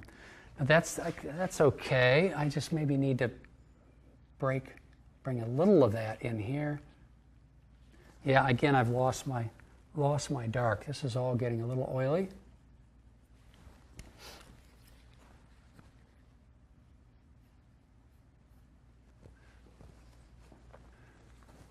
I'm going to continue to work both with the light snow and the darks, just trying to make these shapes different and interesting and following now some of the patterns I'm seeing in the photograph of where these shapes are just broken up in subtle little ways and form nice little, just the pattern, just how that pattern of those dark bushes is working.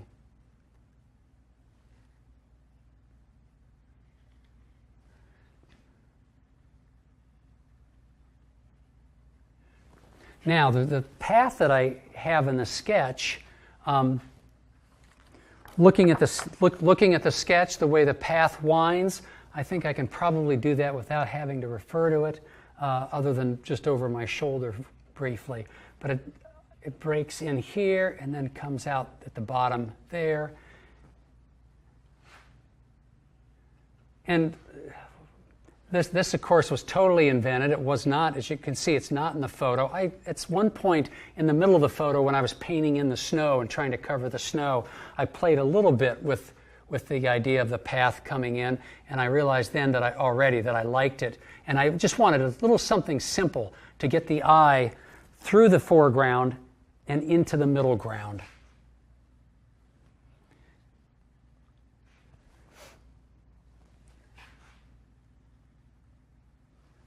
Okay, let's step back, looking at these shapes. Yeah, okay. I feel a little bit better about where this is going. I think that it could probably use, as I have both in the sketch and as I see in the photo, this is a little messy in here, and that there are too many little value variations. I think I want to keep that as more of a flat value shape, and maybe an indication of just a couple details there. Now, before I go much further, I need to put the white of the snow in, because that's the lightest light, and that's going to, I just know from experience that that's going to make all the other values come together. What looks like a very light value here or in the sky is going to suddenly be pushed back and will appear darker just by lighting the sky. Before I do that, I have a lot of brushwork that's catching reflections in the snow. I don't know if it's going to be visible in the video, but I find it a little bothersome, so I'm just going to soften that just a little bit. Let's see. Let's go with the light of the sky, and then this is probably going to have to lighten up just a little bit. In my photograph, the values of that, it's just lighter than 50%, And you can see that's still darker than that. And in fact, even the sky still looks a little dark to me. I'm gonna just double check the sky. I'm gonna taking a little bit of the paint. Yeah, the sky right now is that dark. That is too dark. I'm gonna lighten that up and repaint the sky before I do the snow.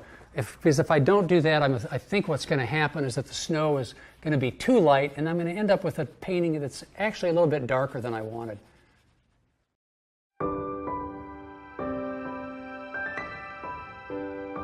John MacDonald's paintings draw people into the scene. His paintings make the viewer feel the scene, the warmth of the sun on their skin or the cold snow crunching beneath their feet.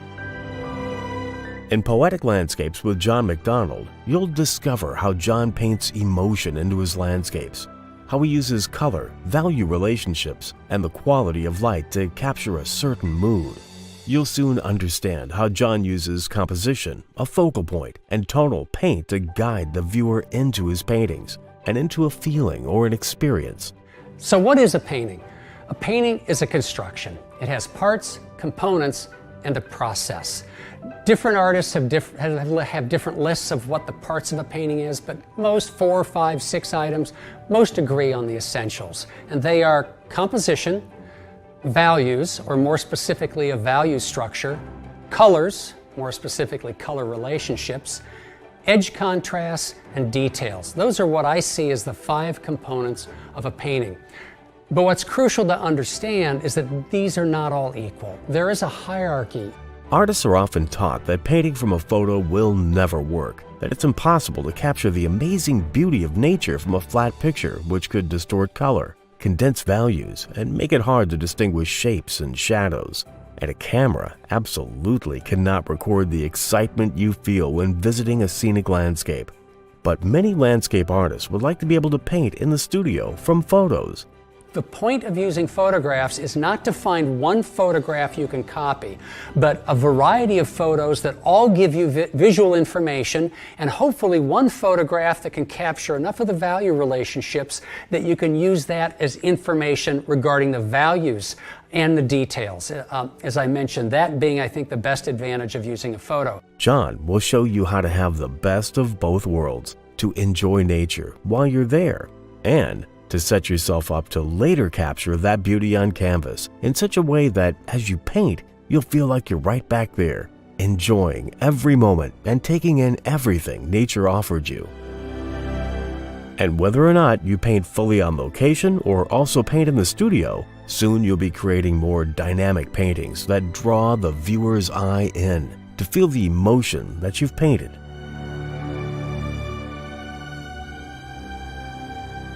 Poetic Landscapes is available on DVD or digitally for your computer, tablet, or smartphone. Order yours today and start adding captivating emotions to your paintings.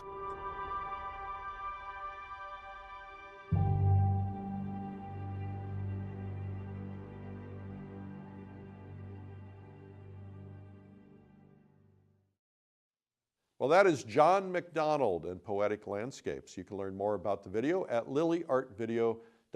And remember, we have a special discount code today only. You can find it in the comments section. Now, if you want to meet one of the world's nicest guys and one of the greatest painters, please welcome John MacDonald.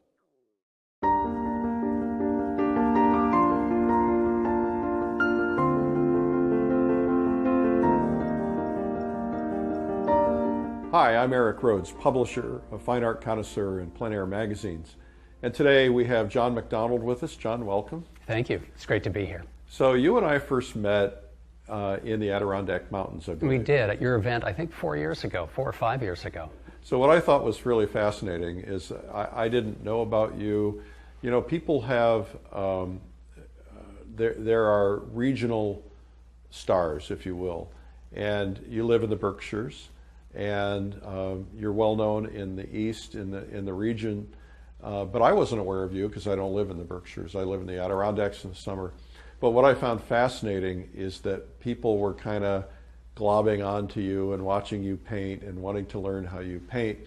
And that's when I gained a lot of respect for you as a painter, when I first saw your paintings. And You know, we bring them in at night, and everybody's looking at everybody's paintings, and yours were standing out above the crowd.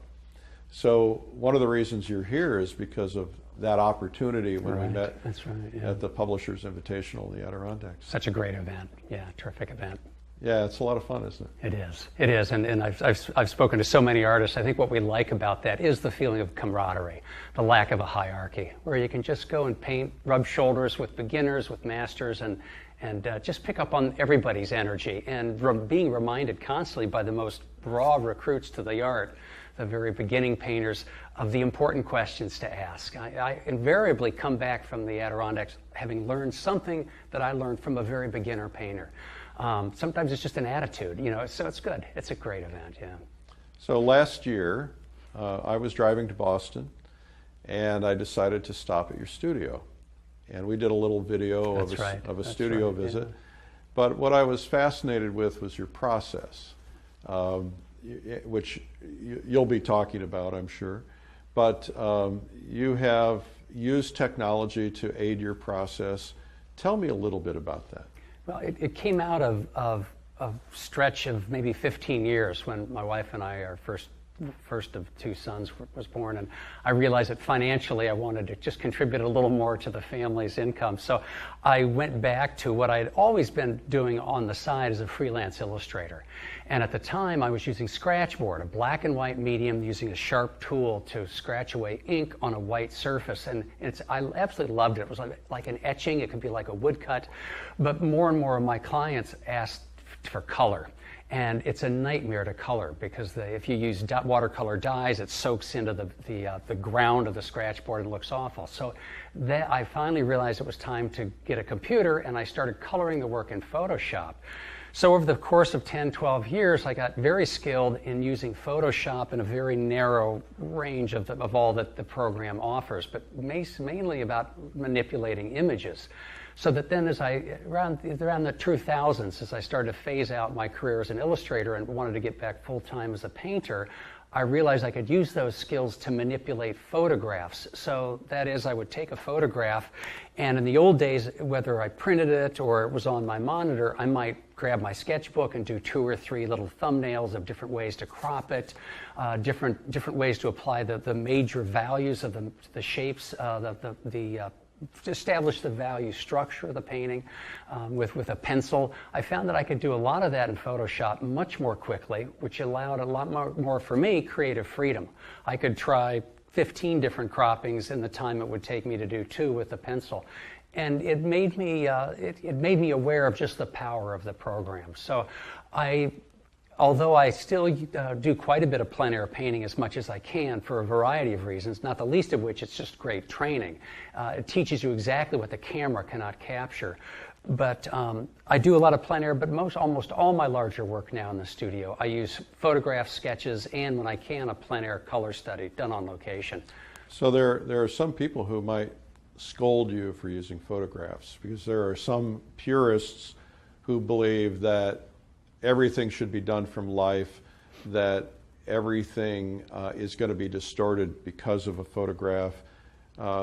Is it that you've trained yourself to understand what nature is going to do because you were plein air painting, so that when you do paint from a photo, you can get that sense of life? Yes, I can understand that attitude because I was there in the early 2000s.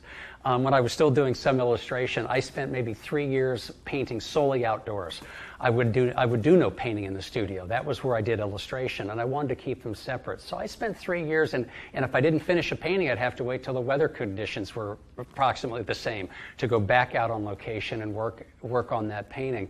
I think that yes, you need plein air. Any landscape painter has to paint plein air, go through at least a phase of painting plein air. If not, and if you rely solely on photographs, I think that can show in the photo. Where a photograph, though, is a kiss of death for an artist is if the focus is outward and you are simply copying the photograph. So what I use photographs for often in Photoshop is I am not looking to create an ideal photograph that then I simply copy. That of one single image that I look at and say, this will make a great painting if I copy it exactly. That would still look like a copied photograph. What I'm always aiming at is to create a photo, and I will alter both the cropping, but I will also alter the values of the image and the values in the color as well. I'm trying to recreate that scene as I remembered it, including the way I felt about it. So for me, it's the feelings of an artist on location. That's one of the great advantages of being plein air. You're not just seeing something, you're in that scene. You're living in that landscape. You're as much an integral part of that landscape as a tree or a cloud that you're painting. I think that has a great power on the psyche and the soul of an artist that can come out in the painting. But if I simply run out to a landscape, take a photograph, and go back to the studio and copy it, that photograph is a soulless mechanical reproduction of what the lens sees, not even what the human eye sees. And then you end up copying a soulless reproduction of just an image. The camera cannot record your emotions, the artist's feelings. What attracted you to this scene in the first place? Often it has much more to do than just a simple color relationship or the story of an old tractor in the field. There is an emotional connection to the landscape that exists when we're plein air that cannot exist in the studio if all you do is rely on a photograph. So I have my foot in both camps. I understand perfectly why there are some who say you cannot copy from photographs. And that is true, but I think you can use photographs simply for visual reference, as visual raw material, information, that you can use then to recreate the memories and the feelings that you felt when you were on location. Well, that's something that's very hard to articulate.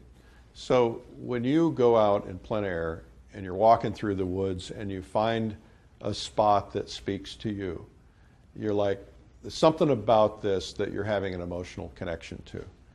How do you translate that into a painting?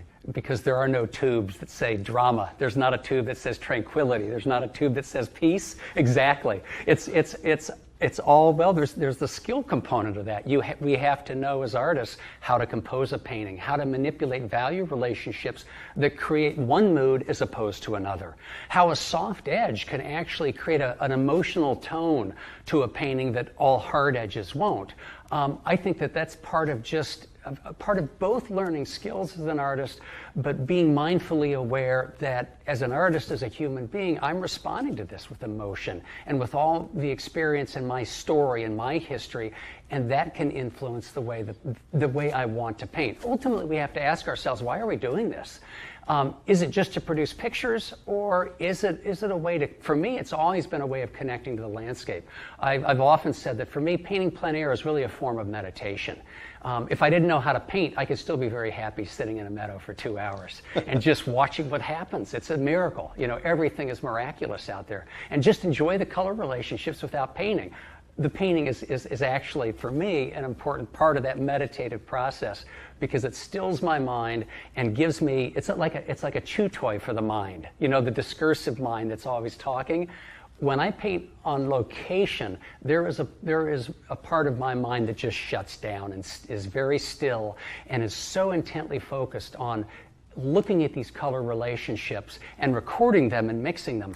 For me, a painting is an excuse for a way to more deeply experience a landscape than I ever could. It stills the mind, it makes me focus on relationships, color-light relationships, and try to capture a mood in paint. So, which goes back to using photos. I think that if you're in a landscape and you just simply take one photo and rush back to the studio, it's going to be very hard to capture any kind of a mood or a feeling in that painting that you experience because you weren't there long enough to experience a mood. Yeah. I think it's important, even if you use photographs, to spend as much time in the landscape as possible. Quality time matters.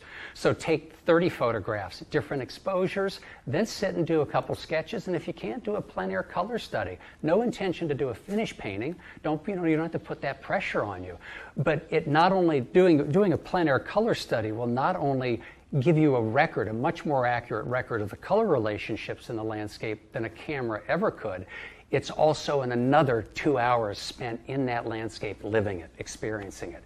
I know that Whistler, they said that Whistler was huge advocate of painting from memory, because he felt that was the essence of the landscape, is what we remembered, because we would only remember the most important things, what that landscape meant to us. So I think that's absolutely true. To go out into a landscape and experiencing it is going to affect you in a way that can come out in your paintings in a way that you will not happen if you just rush out, take one photograph, and then go home and paint it in the studio. If that makes sense. It makes a lot of sense, and I've heard a couple of different philosophies on that. One philosophy is get out, find the spot that you respond to, set up your gear, and then don't put yourself under any pressure. Just sit there, enjoy it, look around, take in the birds and the sounds and the breeze on your face and the movement, and just actually take it all in and kind of get into kind of a meditative process. The painters in Russia that I've met and painted with, most of them are Orthodox, and they actually use painting as a form of prayer. They put themselves into a meditative state. But I've also heard some people say that the minute that you get there, get the part that you're excited about down on the canvas first. So if maybe it's the bark on a particular tree, don't try to execute the entire painting, but focus on getting that one piece first, because we get tired, we get fatigued, and so at least if you get that, you've got the primary thing. I absolutely agree with that. And in fact, even when I don't have the time for a plein air study, but I'm on location and I know I have enough time to take photos, and I love to spend at least a half an hour on location to soak it in. That's so important to do that. I will almost always, even with camera in my hand, if I don't have my painting gear, ask myself, what is it about this scene that really is touching me? What is it that I'm so interested in? I have to identify that, because that is the message of the painting when I go back home. And I can't lose sight of that, whether or not it's the actual focal point, and often it is, but it's also just the message of the painting. For instance, I'm not a subject painter. That is, when I go out, I know a lot of painters love to paint an old barn or a tractor, or even in a city they might paint cafes or rundown factories. There's a narrative quality. They're telling a story in some ways, and that's a perfectly valid way of painting. Artists have done that for ages. I tend to be more of a formalist. When I'm in the landscape, I'm not concerned with a narrative that, oh, here's a farm, or here's an old tractor and the demise of agriculture. I'm much more interested in formal relationships, a mood, the atmosphere created by dramatic lighting or certain color or value relationships. So for me, I think it's especially important when I go out to ask myself, what exactly is it in this scene that I'm attracted to, that I feel such a pull towards wanting to put into paint?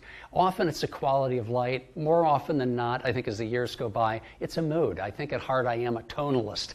The American tonalist being, a varied group, but George Inness, I think, was considered one of the premier founders of the group, and he was a deeply spiritual person. For him, painting the landscape was a way of prayer and a spiritual, a lesson in his spirituality and his came out of his spiritual philosophy. So for me, that mood or atmosphere is a little more ambiguous than trying to capture, a certain tractor or something that's more geared towards subject matter.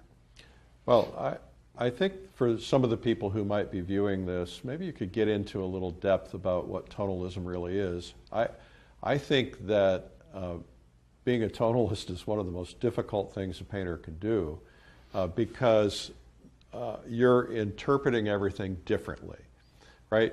You're out there seeing bright colored grass, but you're not making it bright colored. You're making everything within a range of tone. The philosophy, and I wish I knew more about it than I do, but the philosophy is extremely varied. The artists that were clumped in with a tonalist shared some similarities, one of which they like to unify the painting, typically with one tone they often painted at a warm key. They used glazes and scumbling. They weren't interested, as the Impressionists were interested in the actual optics of the eye and the physics of the eye. They were much more interested in how a landscape felt, an emotional connection, whether it was spiritual or not. It had often much to do with an emotional connection to the landscape, and they love to capture the ephemeral moments of a landscape, which is why you rarely ever see a tonalist painting done at full noon under a blazing sun. They were much more likely to be a dusk or dawn scene with very few elements, hiding a lot of form. So much of it had to do with mood, capturing a certain mood, a certain time of the morning or afternoon when forms dissolved into a mist or a light. Very different work from the Impressionists. Of course, most photographers and most painters will tell you that the golden light is the best light, which is typically the early morning light and the late afternoon light. But there are moments of golden light that last only a few seconds. That's right. That are sometimes the best golden light, oftentimes at a sunset. So how does one capture those moments of golden light? Is it about memory training? Because you literally have sometimes 15, 20 seconds, yeah, a minute, yeah. Yeah. It can pass so quickly. I know that the memory training was a huge component of a lot of the French schools in the late 1800s. A lot of the tonalists studied both either in Munich or in Paris, where that kind of training was important and promulgated by the instructors. So I think that was an important part of it too. I think a lot of it was just living in the landscape. A lot of the tonalists painted plein air, but a lot of them created their larger paintings in the studio from memory, deliberately. They wanted the memory to influence how they saw things. So in a 5 minutes, you have 5 minutes of a sunset. I think it's fun to try and slapdash that down in a plein air painting. Often you're really limited to just color mixtures, which I think is perfectly appropriate. Why not? Because the camera can't capture. A quick sketch, I do think that's where a camera sometimes can come in very handy, capturing those ephemeral moments, even though you have to understand that it's not going to capture the color, and it often exaggerates the value contrast. But at least it captures detail and form that then you can take a couple quick shots and then sit down with your sketchbook and make color notes, anything you can do to put that in your head so you can go back into the studio and paint it. I know with George Inness, especially later in his life, all his paintings were creations. He just pulled them out of his head. He had spent so much time painting plein air and studying nature that he was able to do that toward the end of his life. They were all inventions. So if your intent was to do a sunset painting, for instance, in plein air, would you go in and lay out kind of the basic drawing elements and so on, and then wait till that 5 minute period of time to put your color in? Well, I can remember clearly 3 years ago or 4 in the Adirondacks, sitting on the beach near Paul Smith's with a group, spectacular sunset, and I think I did maybe 4 or 5 paintings in 45 minutes, not one of which, of course, would end up in a gallery. They weren't finished paintings. It was the experience and fun, but I think that the advantage of that is you don't have time to fuss. You take a large brush, you block in the color and values as quickly as you can and as accurately as you can, and it's a little bit like downhill skiing on a 3-diamond trail when you're really trained to be on the bunny slopes. It is an exhilarating and terrifying time to paint, but it's a lot of fun, and sometimes that's the only way you can capture it. I do think doing that, it's going to burn it into your memory, and coupled with those sketches and coupled with maybe a couple good photographs can lead to a successful painting in the studio. Yeah, well, the problem, of course, with photographs is that when you're photographing a sunset, you can never get it right, because photographs, typically cameras average out the entire scene, which means the sky is different from the foreground. That's right. And so you can manipulate a photograph, but it's never as accurate or brilliant as what you see. Never. As a matter of fact, the Hudson River School painters were criticized for their bright Adirondack sunsets because nobody believed that could actually be true. They thought they had exaggerated them, and if anything, they were probably under-exaggerated. That's right. They were accurate. They were accurate. Yeah, interesting. It's just so colorful. Yeah. So let's go back just a step. Tell me about early days, interest in art. What got you excited about becoming an artist, becoming an illustrator? I think like so many artists, I always drew. I was the kid whose margins of my books in grade school, frankly, I wish I'd kept some of them. I would draw scenes from Voyage to the Bottom of the Sea, if you remember that old, one of my favorite programs. So there were little submarines, and I went through all those phases. Into high school, I got more serious. I was actually taking art classes at our local, they called it the Lafayette Museum of Art in Lafayette, Indiana. Figure drawing classes in high school, and would often spend in the summer, do pen and ink drawings, set up a still life in our living room of a little flowers, and do drawings. I knew it by the time I was in high school that I was terrible at math and I loved art. And it seemed a natural then to study art. My parents were very supportive. I was so fortunate for that. Although my father did both of them made the stipulation that I go to a university and get a rounded, more liberal arts education than just art. I could major in art, but they wanted me to be a little more rounded. I'm of both minds of that today. I have friends who left high school and studied in Florence for 2 years, and boy, that sounds like a great way to jump into the art world. I have really no regrets. And then I went to graduate school in painting and drawing, studied etching in France for 7 months, which was wonderful. Decided at the end that I didn't want to be a printmaker because the process took so much time that all the ideas were backing up, but it was all good experience. Well, let me just stop you right there, because you said two things I want to know more about. You studied printmaking in France. I want to know more about that. And you also talked before that about the school, but you didn't mention where you went. Oh, I went to Washington University in St. Louis. Okay. They had a very strong, I'll start with that maybe. They had a very strong art program. They had a very successful illustration program. At the time, they'd produced 2 or 3 of the real top names, of Bernie Fuchs and of course, I'm totally blank. Even Mike Peters, the political cartoonist, who's quite well known, came out of WashU's illustration program.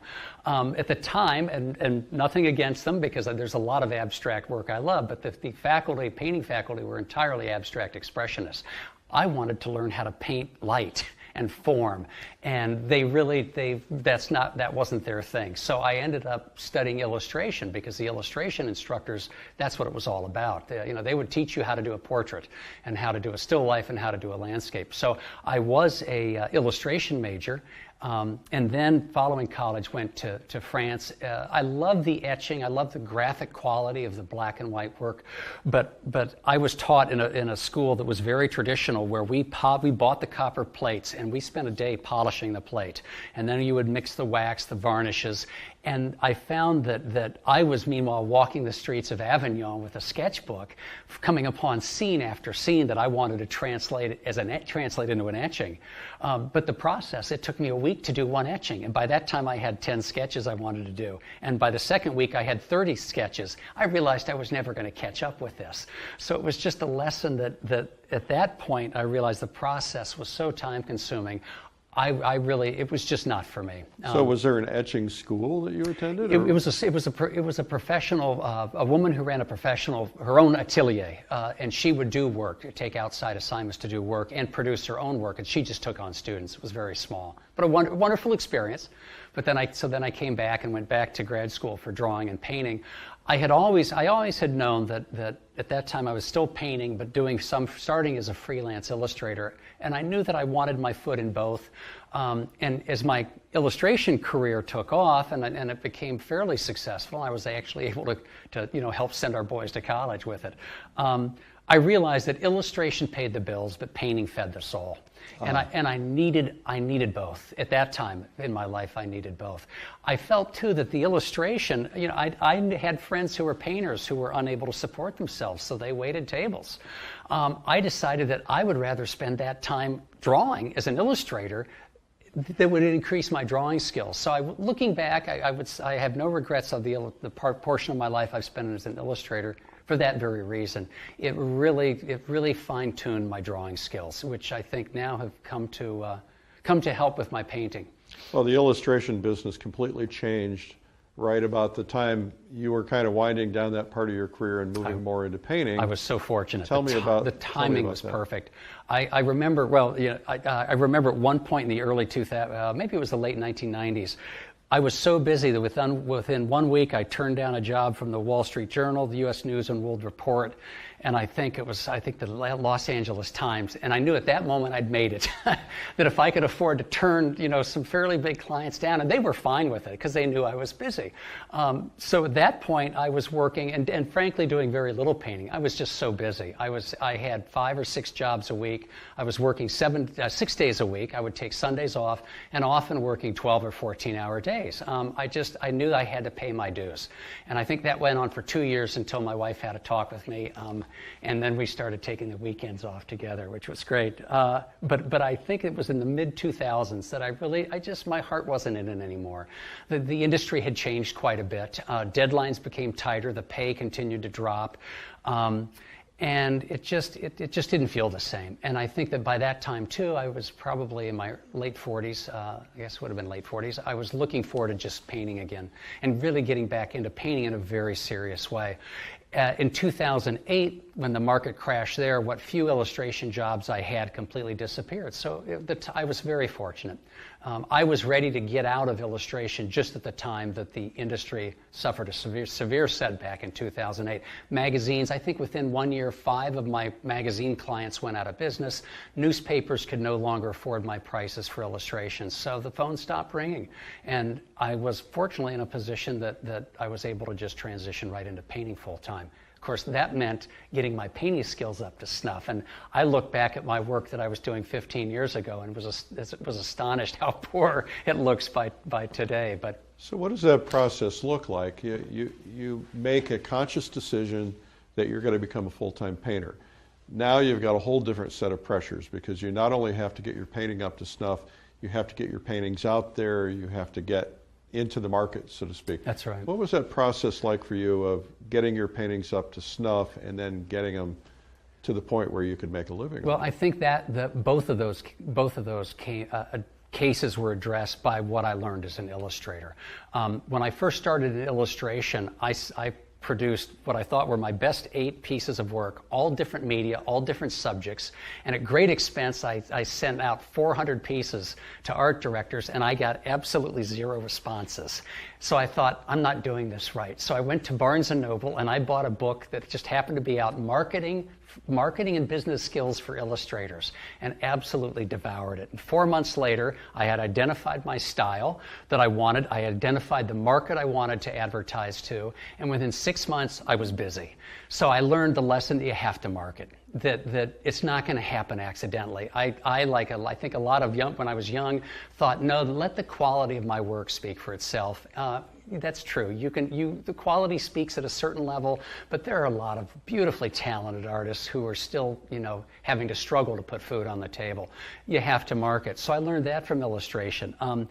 In terms of getting my skills up to snuff, I think it was the work ethic from illustration that it just became very normal for me to go into the studio at 7 in the morning and leave at 5 o'clock at night and just work and work. You have to treat it like a job. It is, and it was a job, but it didn't feel like a job because because you love doing it. I loved it. Yeah. But I think this is one of the problems that a lot of painters struggle with, is that they're trying to get their careers on fire, they're trying to launch their careers, but they're not spending any time in marketing, which is why we're doing a lot of marketing training. That's right. But they're also easily distracted. What I tell them is, look, you've got to go in there. If you moved from your full-time job as a dental hygienist or a doctor or a lawyer or whatever you were doing, you have to take that same amount of time, or probably more, and get in there and be disciplined and apply it to your work. Get right. in there. Don't mess around in the morning. Just get to work and work all day. That's huge. And I know you'd agree with this. Eric Maisel, who's the founder of Creativity Coaching and has put out some wonderful books for artists, he once said something that I know you have often alluded to in the talks, and I listened to your art marketing boot camp. If anything that supports your work is part of your work. So marketing can be such an important part of your career as a painter that it is as important as painting. Because without the marketing, there are going to be no galleries, no sales, and then you may not be able to afford to paint. So anything that supports your work is part of your work. It's part of the job. Well, it's kind of like it's the gas to the car. That's right. That's right. You absolutely That's a good analogy. have to have Yeah, it really is. So I think for me, when I was starting, I thought, well, if it worked as an illustrator to buy a book, at that time I bought a book about marketing for artists, and what was it, The Artist's Guide to Galleries, or they used to, those big thick books that used to come out in the late 90s. I bought one of those and approached some galleries. You learn very quickly that, and I think, again, because of the illustration, knowing that I needed to have a work that was identifiably me, and that I needed to identify that market. So I quickly learned, too, what galleries may accept my work and what wouldn't. I didn't bother approaching a gallery that was full of abstract expressionists. I was looking for someone that sold landscapes, but maybe not having too many artists that, of similar work, et cetera, et cetera.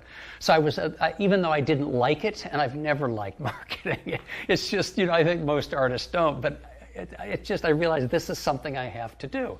It's an important part of the work. And in terms of getting into the studio, you just have to paint. You have to paint. And I think, though, that what I used to do as an illustrator that I found so helpful is every 6 months and I'd never let a year go by without doing this.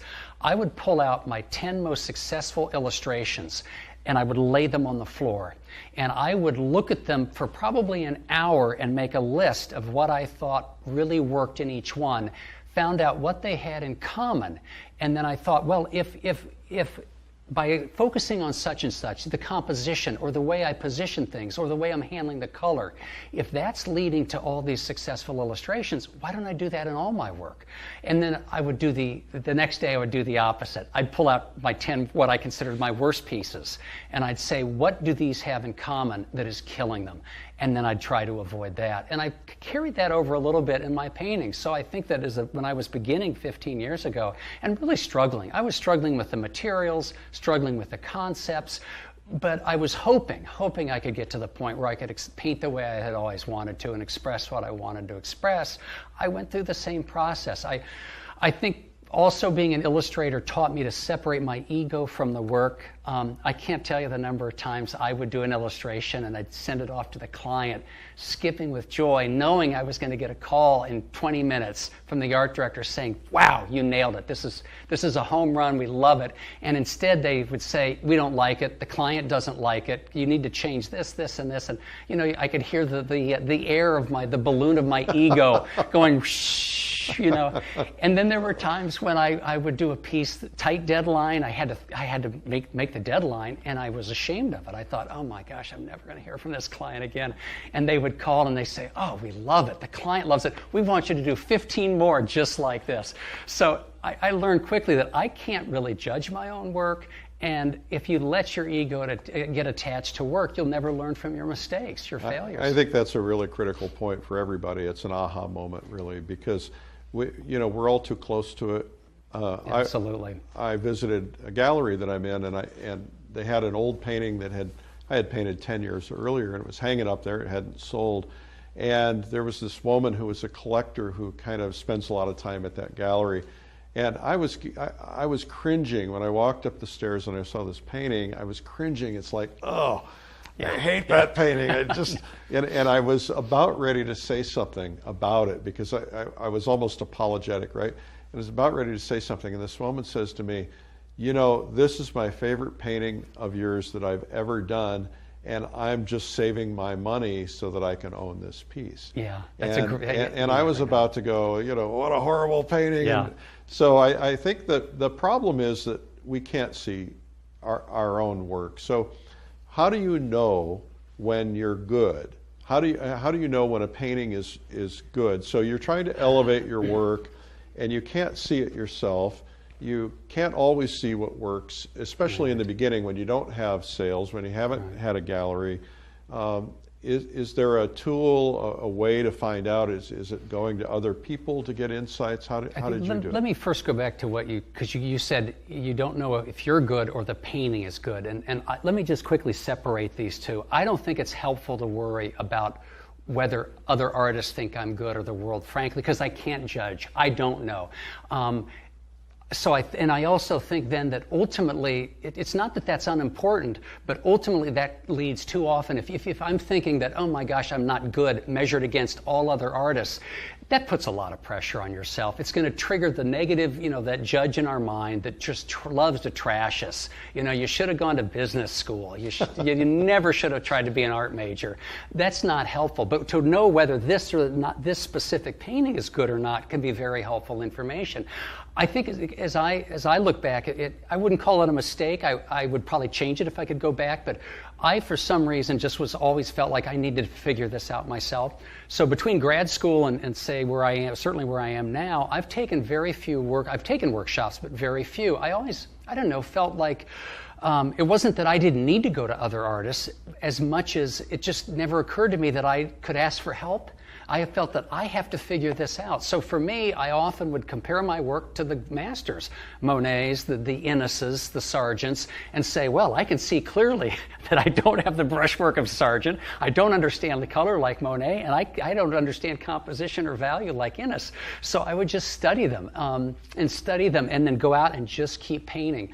And always comparing a successful painting of mine to an unsuccessful, and trying to learn, again, what did I do here that worked, and again, comparing it with other artists. Then later, maybe 10 or 15 years ago, I started to really pay attention to what other artists were doing. I had always, up to that point, focused really on the great old masters. And I would often run into art magazines, a plein air magazine, and I would be attracted to, wow, that's a killer painting, or, well, I don't know about that painting. I never bothered to follow specific artists. I never really paid much attention to what was going on in this country today in plein air painting, landscape painting. That dramatically changed everything, and it has been so helpful. Connecting with other artists, I now have I've become friends with just some terrific artists who have no compunction at all about saying, that sky's not working in that painting. I love that kind of criticism because I know from who it's coming from, they know exactly what's not working and they can help me see it. So I think that, yes, talking to other artists, looking at magazines, Plein Air Magazine is a wealth of a range of talents, and it, again, though, it's one of those things that you can learn from someone who's a beginner as much as you can from a master, just by listening to what they're saying and often being reminded of, oh, yes, I've been overlooking that. That's interesting, what this so-called beginner said. So, well, one of the values of an event like going to the Plein Air Convention or going to the Adirondacks or Fall Color Week or one of those events we do is when you're around 20, 30, 40, 50, 100 other artists, and you may be painting in the same place. As you know, in the That's Adirondacks, right, we typically go to this one scene that we all paint together, and there's a row of 100 artists that are lined up, right. And yet if you walk from painting to painting, nobody's doing the same thing. That's nobody's right. doing the same scene. One person is focusing in on a lily pad, another person is focusing on the peak of a That's mountain. Right. And what it does by being around others is it opens your eyes to other possibilities that you hadn't thought of. The danger in all of that is, of course, is to go back to your painting and scrape it off and change it and go for something different. Feel that you have to adopt somebody else's style rather than staying true to yourself. That's right. Yeah. And one of the things I now try to avoid, you probably do the same thing, is if I'm painting with other people, I don't even want to walk over and look at what they're painting, because all of a sudden I'll be, I should have done that in the sky, and start playing with that. You just have to kind of be true to yourself. You do. You said something else that I think is a really important aha moment for a lot of people, and that is the idea of magazines and books and really museums. So museums are your friends, and I find that the artists who seem to be the most successful, the ones who are embraced most by collectors, the ones who are financially the most successful, I find that they spend a lot of time in museums. I see that these people will get on an airplane and go to a show. When the Sorolla exhibit was in America, they'd get on an airplane and fly across the country to go see that show and to study those paintings. I find that the artists that have the most success are the ones that are going to the museums more frequently, and they return to the masters. That's right. And they're, in many cases, they're getting permission to go and copy them on location. Talk to me about that. Well, I think that for me, it was an absolute revelation to see in And Monet and Innes, I think, were huge influences on me when I was young. And it's one thing to study even the most beautiful reproductions, but to study the paintings themselves, to study the surfaces and comparing the two artists. I think of Monet, and where I live in Williamstown, Massachusetts, we're just gifted with the Clark Museum, small museum that has one of Monet's cathedrals and a wonderful Impressionist collection, and also has 9 Inneses. So I'm so lucky to be able to a quick aside, there was one time I was out in a field painting, struggling with the edge of a tree line against the sky, and it was driving me crazy. I dropped everything, left my easel sitting in the field, got in the car and drove into the Clark because I knew they had a Corot that was just essentially almost the same scene. And I ran up and looked at the painting, made a couple notes, and I was back in the field painting. I wanted to see how he did it. So that's purely a good fortune of having that kind of easy access. But to see the surfaces especially, I think for both Innes and Monet, I had no idea that when you're young and just accustomed to seeing these little reproductions, that these paintings, it isn't the size of them, it's the looseness, the roughness of the handling of the paint. And it's so clear that they were caught up in the joy of the process and they weren't fiddling with it. It's clear that they just weren't uptight about every brushstroke. There's a certain energy and a getting lost in the process that comes through in the surfaces of their painting. So I think for me, often when I seeing Sorolla's murals in the Hispanic Society in New York was a revelation. 20 feet by 40 feet. It looks like he was painting these things with a 6-inch house brush. He almost had to. And they're so loosely done. And I realized he's not sweating the details. He's lost in the moment, the joy of painting, certainly, but there was absolute method to his madness. There's an energy in the painting and a confidence that I think you just would never get from looking at a reproduction. Well, you can usually get the answers from the paintings. Mm-hmm. But you can. If you could sit down with one of those artists from the past, maybe George Ennis, what question would you ask him? That's a great.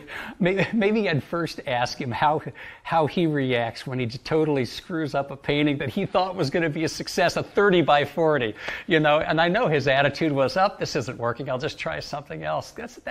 I would love to have gotten into his head about the way he composes his scenes and his value structure. There are several paintings I've seen of his in which I think they presage they're so far ahead of their time. The composition is so abstract, and I'm such a huge advocate of painting and of identifying the basic value structure of a scene, those 2 to 5 values, the light sky, dark fields, because I see that in great painting after great painting. Contemporary painters, the old masters, those who really can produce a stunning landscape, always, you can see they have analyzed that value structure and nailed it. They've got it down.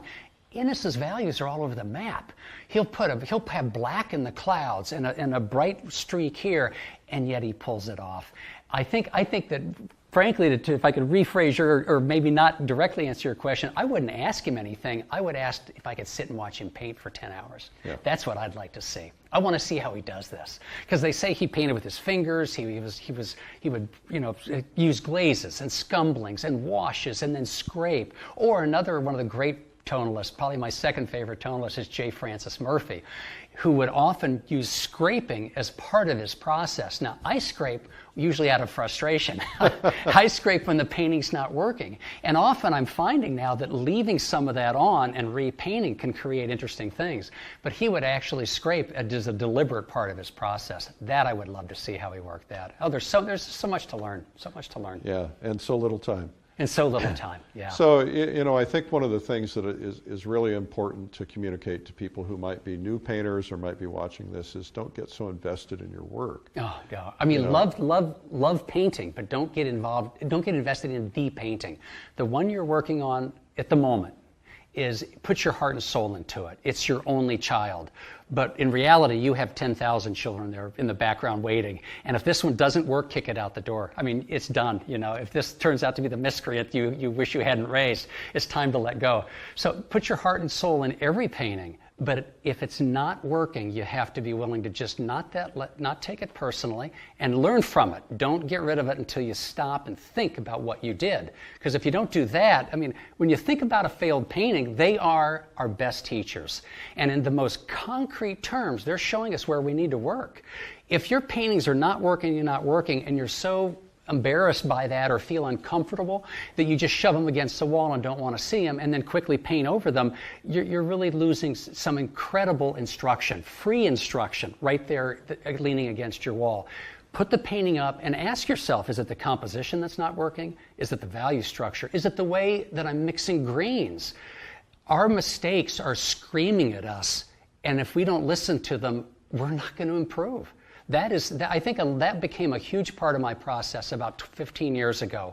And I think that I could see the quality of my work slowly get better and better, where instead of, if I had a painting that didn't work, I just would let it go. But before I destroyed it, I would look at that painting and I'd go through a list. Is it the composition? Is it what? I had to know what's not working. Because it's telling me, it's right there in front of me. In the most concrete way, it's showing my flaws as a painter. I need to identify those, or I'm not going to know what to work on. And if you can't see it, put it down. Wait a year. Yeah, wait a year. Wait a year. Yeah, wait a year. The mistakes are still there. Yeah, they'll jump out at you. Yeah, it'll jump out at you. Well, you know, I hear stories of friends taking all their old panels and burning them, you know, because they don't want them in the market if something happens to them. And at the same time, I go through my old panels about once every 2 years, hundreds of them, and I look at them and I learn. First off, it's nice to be able to look back. You know, we in our culture, we tend to always look forward to see what's ahead. But if we turn around and we look back and see what we've accomplished, then, you know, there's not so much pressure. Yes. And right. So to go back through your panels, it gives you encouragement because you see what you've accomplished, you see how much you've grown, but you also can see mistakes that you couldn't see back then when you painted them that you may have only learned in this particular year. Yeah, this week. Yeah, that's right. No, it's absolutely, yeah, that's right. I've had moments where I've been totally frustrated by a painting and I've taken a bunch of just black paint and just out of anger, you know, gone over it, and then realizing, gee, this was stupid, and then I wipe it down, and I ended up with one painting ended up with this wonderful highlight inside the texture of the brush strokes, and it just made the whole thing come alive, and that unified color, in spite of the fact that it tied it all together. And I knew a painter who once used to do that. He would, after he did everything, he glazed with a color that unified everything. Do you ever do anything like that? I do that all the time. In fact, I even now jokingly refer to it as creative destruction. So if I have a painting that's not working, you know, 5 years ago, I would, after breaking 3 brushes, you know, and cursing my poor luck of having no talent, then I would just scrape it. You know, I'd scrape the whole thing and set it against the wall. Now, instead, if I really decide that I've learned what I need to from this painting, you know, I messed up the composition. Okay, I might as well stop right now. But instead, what I'll often do is take a roll of paper towels and simply wipe maybe the sky and then wipe paint off some of the, trying to keep the major value shapes together. Yeah. And then if that doesn't bring the painting together, and often it can, what I'm finding it often does is it brings, if I have too many value variations in these shapes, it'll bring those values together. It eliminates all the details, so I'm no longer distracted by that. It will, by wiping certain areas, tie the colors together. I'm essentially blending the colors. And if that doesn't quite bring it back, then I'll start to wipe more. And I'm finding that usually with about each layer of wiping reveals a different painting. And sometimes, and it happens, I don't know, maybe 1 out of 4 or 5 times, I'll be able to take that back to a stage that I say, there's a good painting in there. And I'll go back and rework the painting and sure enough end up with a successful painting. So it's so important not to despair, not to give in to despair. and simply say, okay, what did I do wrong? Identify that, but then, scrape the painting, put a single color over it, wipe it. You have nothing to lose but a mediocre painting, which is nothing to lose. So as a painter, what do you think is the most important lesson you ever learned, and who did you learn it from? Wow. Strangely enough, I would say the most important lesson that maybe was a turning point in my realizing that this is something I can learn and I can do this was about 20 years ago from Cézanne, who I read, and it may be apocryphal, or I may have been mistaken, but I seem to have read someplace where he would take 1 or 2 brush strokes and clean his brush, step back and look, 1 or 2 brush strokes. And like John Singer Sargent, whose paintings look as if they were painted in a virtuosic frenzy, and they said that wasn't how they were painted at all. He actually was very deliberate with a brush stroke. He'd go back and look at it and then scrape it and then do it again. From Cezanne, from Sargent, I learned to slow down. And I saw the quality of my work take a substantial leap forward within a couple weeks just by, instead of, as I used to do, paint for 10 or 15 minutes because it's so much fun and oh, this is great and I just love this. And then I'd finally step back and I think, whoa, there are 10 mistakes in here and they're all interacting with each other. I simply decided to slow down. So now I will take no more than, I don't know, maybe 3 or 4 brush strokes, paint for 15, 20 seconds, step back. 15, 20 seconds, step back. I found actually my productivity go up because I was making so fewer mistakes that were fatal to the painting. I caught mistakes early, and then I could see one mistake that would jump out rather than so many mistakes in the canvas that I couldn't tell what was good and what wasn't good. Well, and they say Sargent wore out the carpet because he stepped back so much. Exactly. Well, one trick that I've learned is that sometimes I'll put the paper towel in the back so that every time I need to wipe out my brushes, I have to walk to get a new piece of paper towel because I forget to step back. To step back. It's huge. We can slow down. We don't get points for being first to finish. You don't. And I think it's particularly difficult painting plein air. When the scene, you know those colors are going to change in 20 minutes. Yes, then go to that area first just to get the color down. But I find myself having to, especially plein air, say slow down, slow down, slow down, because it's always better to end the day with an unfinished painting that's really working than a painting that's quote unquote finished that's a loss. That's because you rushed it. You rushed it. Don't rush. There's no hurry. Yeah. So for somebody who might be watching this and is early stage painter, just beginning, just learning, what's the best advice you can give them? A beginner. Patience. Be patient. Think long term. These skills, you can develop these skills. Talent. One of my favorite quotes that I wish I could I don't know who said it. I wish I could attribute it to him or her. But in the long run, perseverance and talent are indistinguishable. In the long run, perseverance and talent are indistinguishable. So don't despair that you weren't born gifted with Sargent's, ability. I certainly wasn't.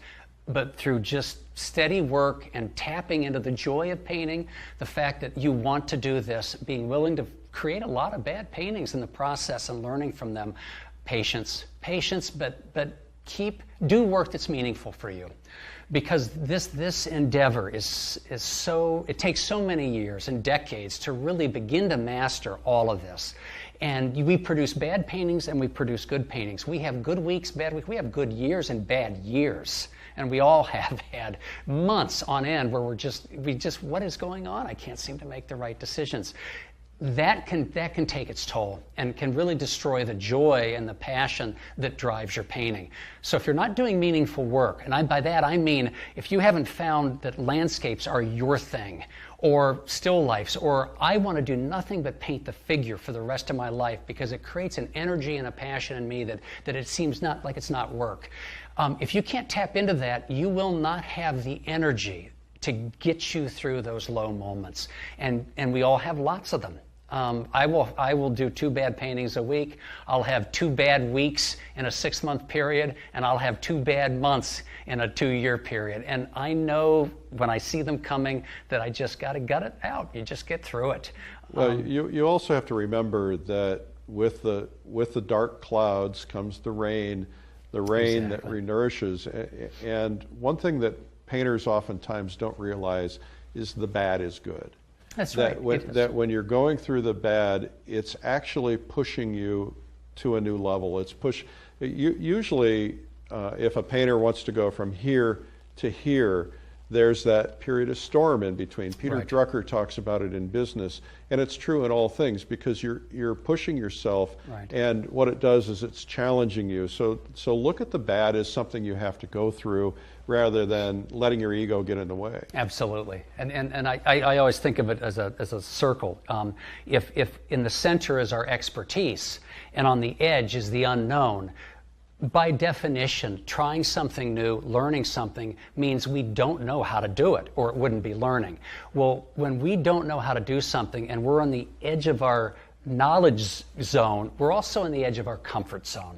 And it doesn't feel good to make mistakes and be frustrated week after week if you're trying something new. But we have to just understand that's part of the process. Because if we only did things that made us feel good, if we only work continually from our strengths, we're going to be doing the same paintings in 20 years as we're doing right now. That's right. And what's the point of that? Yeah. I think that often getting accustomed to, we never have to like that discomfort, of being on the edge out of our comfort zone, of failing, and again, I always consider it like free falling. I feel like I'm free falling. I don't know what the heck I'm doing, and this painting is crashing down, and it's so frustrating.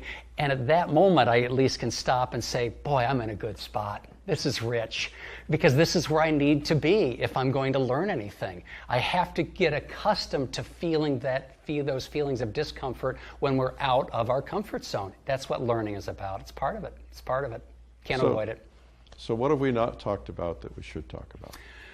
The current state of the art market. Yeah. That'll change. It'll ebb and flow. The state of landscape painting. I've begun thinking more and more that landscape painting, especially plein air landscape painting, is one of the most radical things we could be doing right now as artists in this day and age. And you think, oh, radical art are those crazy things, the really, really far out things that you see Sotheby's selling for $50 million, or you see at Mass MoCA, where I live, the Museum of Contemporary Art, Massachusetts Museum of Contemporary Art. And again, not to criticize those artists, there's room enough in art for everything. It's a huge field. It can accommodate everything. But I think that we as plein air landscape artists, or as landscape artists, don't appreciate often enough. In our current time and culture, I think we're actually rather radical. To paint on location means that we're more concerned with experiencing this beautiful environment of ours, which is endangered, and celebrate the beauty of that. I think in general to paint landscapes is to celebrate our connection with the earth, to celebrate beauty, which I think in the contemporary arts circles is looked at as with a little, bit of an askance eye. Can seem awfully naive. We're representational artists. I think that at this time in art history, where what is considered the cutting edge of art is so opposite from where we are, I almost feel like we've come full circle. And we are doing what I think is pretty radical, going back to the past and really connecting with a lot of that. Historically, that's always what happens, is what becomes radical then goes out of style and something else new comes in style, and sometimes it's something from the past. This is a very interesting observation that you've made, because the plein air movement is the largest movement today in the history of art, ever. There always were plein air painters, at least going back as far as Constable and probably a little further back than that. But there weren't large groups of people who painted. Probably the largest group of plein air painters back was when the Impressionists were painting together, and there were 5 or 6 of them. Yeah. And then there were some small groups of people, Willard Metcalf painting in Connecticut, and there were some small groups of people there, and there were some small groups of people in California. But today, there are more people painting in plein air than together. I mean, if you think about the plein air convention, the most recent one, which had 1,000 painters in one location painting in San Diego, it was a phenomenon. Yeah, that's unique in the history of art. It really is. Yeah. And you look at the number of people who are plein air painters. Some are professionals, some are midway there, some are amateurs. None of that matters. What matters is that they're enriching their souls, they're enriching their lives, they're expressing themselves creatively. They have this community where they're together as a whole. And to be a part of that is magnificent. And people will look back on this time. Jean Stern, who's an art historian at the Irvine Museum, says that this may be the most important art movement in the history of art because there's so many people plein air painting. I can believe it. And I think part of that too is what I consider the deprofessionalization of painting. As someone who considers myself a professional artist, it's what I do for a living, and I make my income off of it. I'm aware, though, that too often professionals in the field, whether they want to or not, because of their very expertise, can serve as a deterrent for beginners to even pick it up and try it. We live in a culture that's so focused on success that only if you succeed does it matter what you did. And always the focus is on the outcome, forgetting that the process of just painting, someone who is a joyful painter as a beginner, what I experience painting and what they experience is absolutely identical. That joy knows no hierarchy. That passion knows no hierarchy. And I think that what I've seen, this plein air movement, is it's giving permission, an overused cliche, but it's giving permission to people to be beginners again and to pick up and enjoy something in the moment, the process while they're doing it, and not compare themselves incessantly to the so-called masters at the top of the field. Because so much through history has been, the Monets, we worship the Monets and the Sargents, but how many times have that worshiping them has discouraged people from picking up a brush and trying it? I could never draw, I could never paint. And in reality, you can. And with very little instruction, you can come up to a very simple level of competence that can give you great joy. That's one of the other attributes of this whole great plein air movement that I think is just absolutely terrific. It's getting people on the streets and saying, you have a creative birthright, and you have a right as just a human being to go out and experience your own creative prowess. Do it, do it. And my plein air studies are my most valued possession other than my family. And I won't sell my plein air studies because I can look at that painting and relive the moment when a deer went leaping through the woods, or when there was something going on, freezing cold out painting the windmills in Holland. And so those are things that people can experience in their lives, and that it enriches their lives. I think with all movements, there's always an old guard. Mm-hmm. And the old guard doesn't want anything to change. And the old guard in the plein air movement doesn't like the fact that there are all these people coming into it and all these people learning to paint, because their attitude is, well, this is going to dilute the marketplace, this is going to make the cost of paintings go down, this is going to put new competition, and some of those things are true, and we have to be careful about that. That's why I'm constantly pushing quality, that everybody needs to pursue quality with vigor, that they have to really go out and try to always elevate themselves, because we don't want plein air painting to mean bad painting. That's right. We want plein air painting to mean this is something you've done on location. It's something that it doesn't have to be a finished painting. But most of the people who are doing this are never going to be professionals. They're never going to sell a gallery. They're people who just want the joy of being out there, enjoying nature. Maybe they're not golfers, maybe they're not people who hike, but they're people who love to be outdoors, and they're creative, and they want to get their expression onto that canvas. And that's a special thing. That is a special thing. And I would even, in terms of the market, I would counter that to have these plein air events in all the different towns and cities across the country, you are exposing to everyone in that town painting and what it means and the process, and inciting curiosity, and chances are you're creating a market. You are creating future buyers of those paintings, if not the onlookers, even though the beginner painters, those who try it and maybe continue to paint and never get in a gallery, but odds are they will themselves become a collector later. So I don't see any downsides. There's no downside. When we started Plein Air Magazine, there were probably not 5 plein air events across America. Today there are hundreds of events that are attracting people from the local community who are going home and putting original art into their homes instead of posters or reproductions. Right. And as I've been to your studio, I know that when you're surrounded by original artwork, it completely changes the nature of your environment. Yeah. And so we're enriching lives for other people, and some of them are interested and they want to learn how to do it. It's amazing to me how many collectors are now becoming plein air painters because they have gone to these events and somebody has done a workshop and they've been inspired. And so it's making everything better, I think. I think so too. These are skills that can be learned. Yeah. Well, this has been a fabulous time together. Yeah. I'm really excited about what I've learned from you, and I'm very complimentary of what you've done. I'm a big fan of your artwork, and I think that we're all going to grow by observing what you do. Well, thank you. I'm still learning a lot. So much to learn. Yeah. Thank you very much.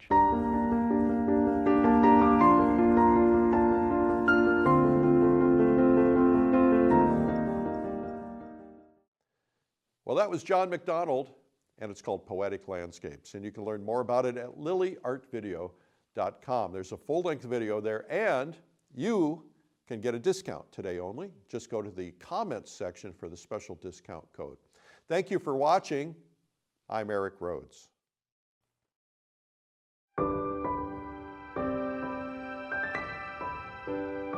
John MacDonald's paintings draw people into the scene. His paintings make the viewer feel the scene, the warmth of the sun on their skin or the cold snow crunching beneath their feet. In Poetic Landscapes with John MacDonald, you'll discover how John paints emotion into his landscapes, how he uses color, value relationships, and the quality of light to capture a certain mood. You'll soon understand how John uses composition, a focal point, and tonal paint to guide the viewer into his paintings and into a feeling or an experience. So what is a painting? A painting is a construction. It has parts, components, and a process. Different artists have different lists of what the parts of a painting is, but most 4, 5, 6 items, most agree on the essentials. And they are composition, values, or more specifically a value structure, colors, more specifically color relationships, edge contrasts, and details. Those are what I see as the 5 components of a painting. But what's crucial to understand is that these are not all equal. There is a hierarchy. Artists are often taught that painting from a photo will never work, that it's impossible to capture the amazing beauty of nature from a flat picture, which could distort color, condense values, and make it hard to distinguish shapes and shadows. And a camera absolutely cannot record the excitement you feel when visiting a scenic landscape. But many landscape artists would like to be able to paint in the studio from photos. The point of using photographs is not to find one photograph you can copy, but a variety of photos that all give you visual information, and hopefully one photograph that can capture enough of the value relationships that you can use that as information regarding the values and the details. As I mentioned, that being, I think, the best advantage of using a photo. John will show you how to have the best of both worlds, to enjoy nature while you're there, and to set yourself up to later capture that beauty on canvas in such a way that as you paint, you'll feel like you're right back there, enjoying every moment and taking in everything nature offered you. And whether or not you paint fully on location or also paint in the studio, soon you'll be creating more dynamic paintings that draw the viewer's eye in to feel the emotion that you've painted.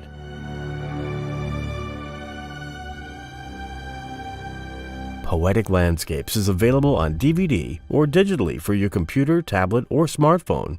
Order yours today and start adding captivating emotions to your paintings.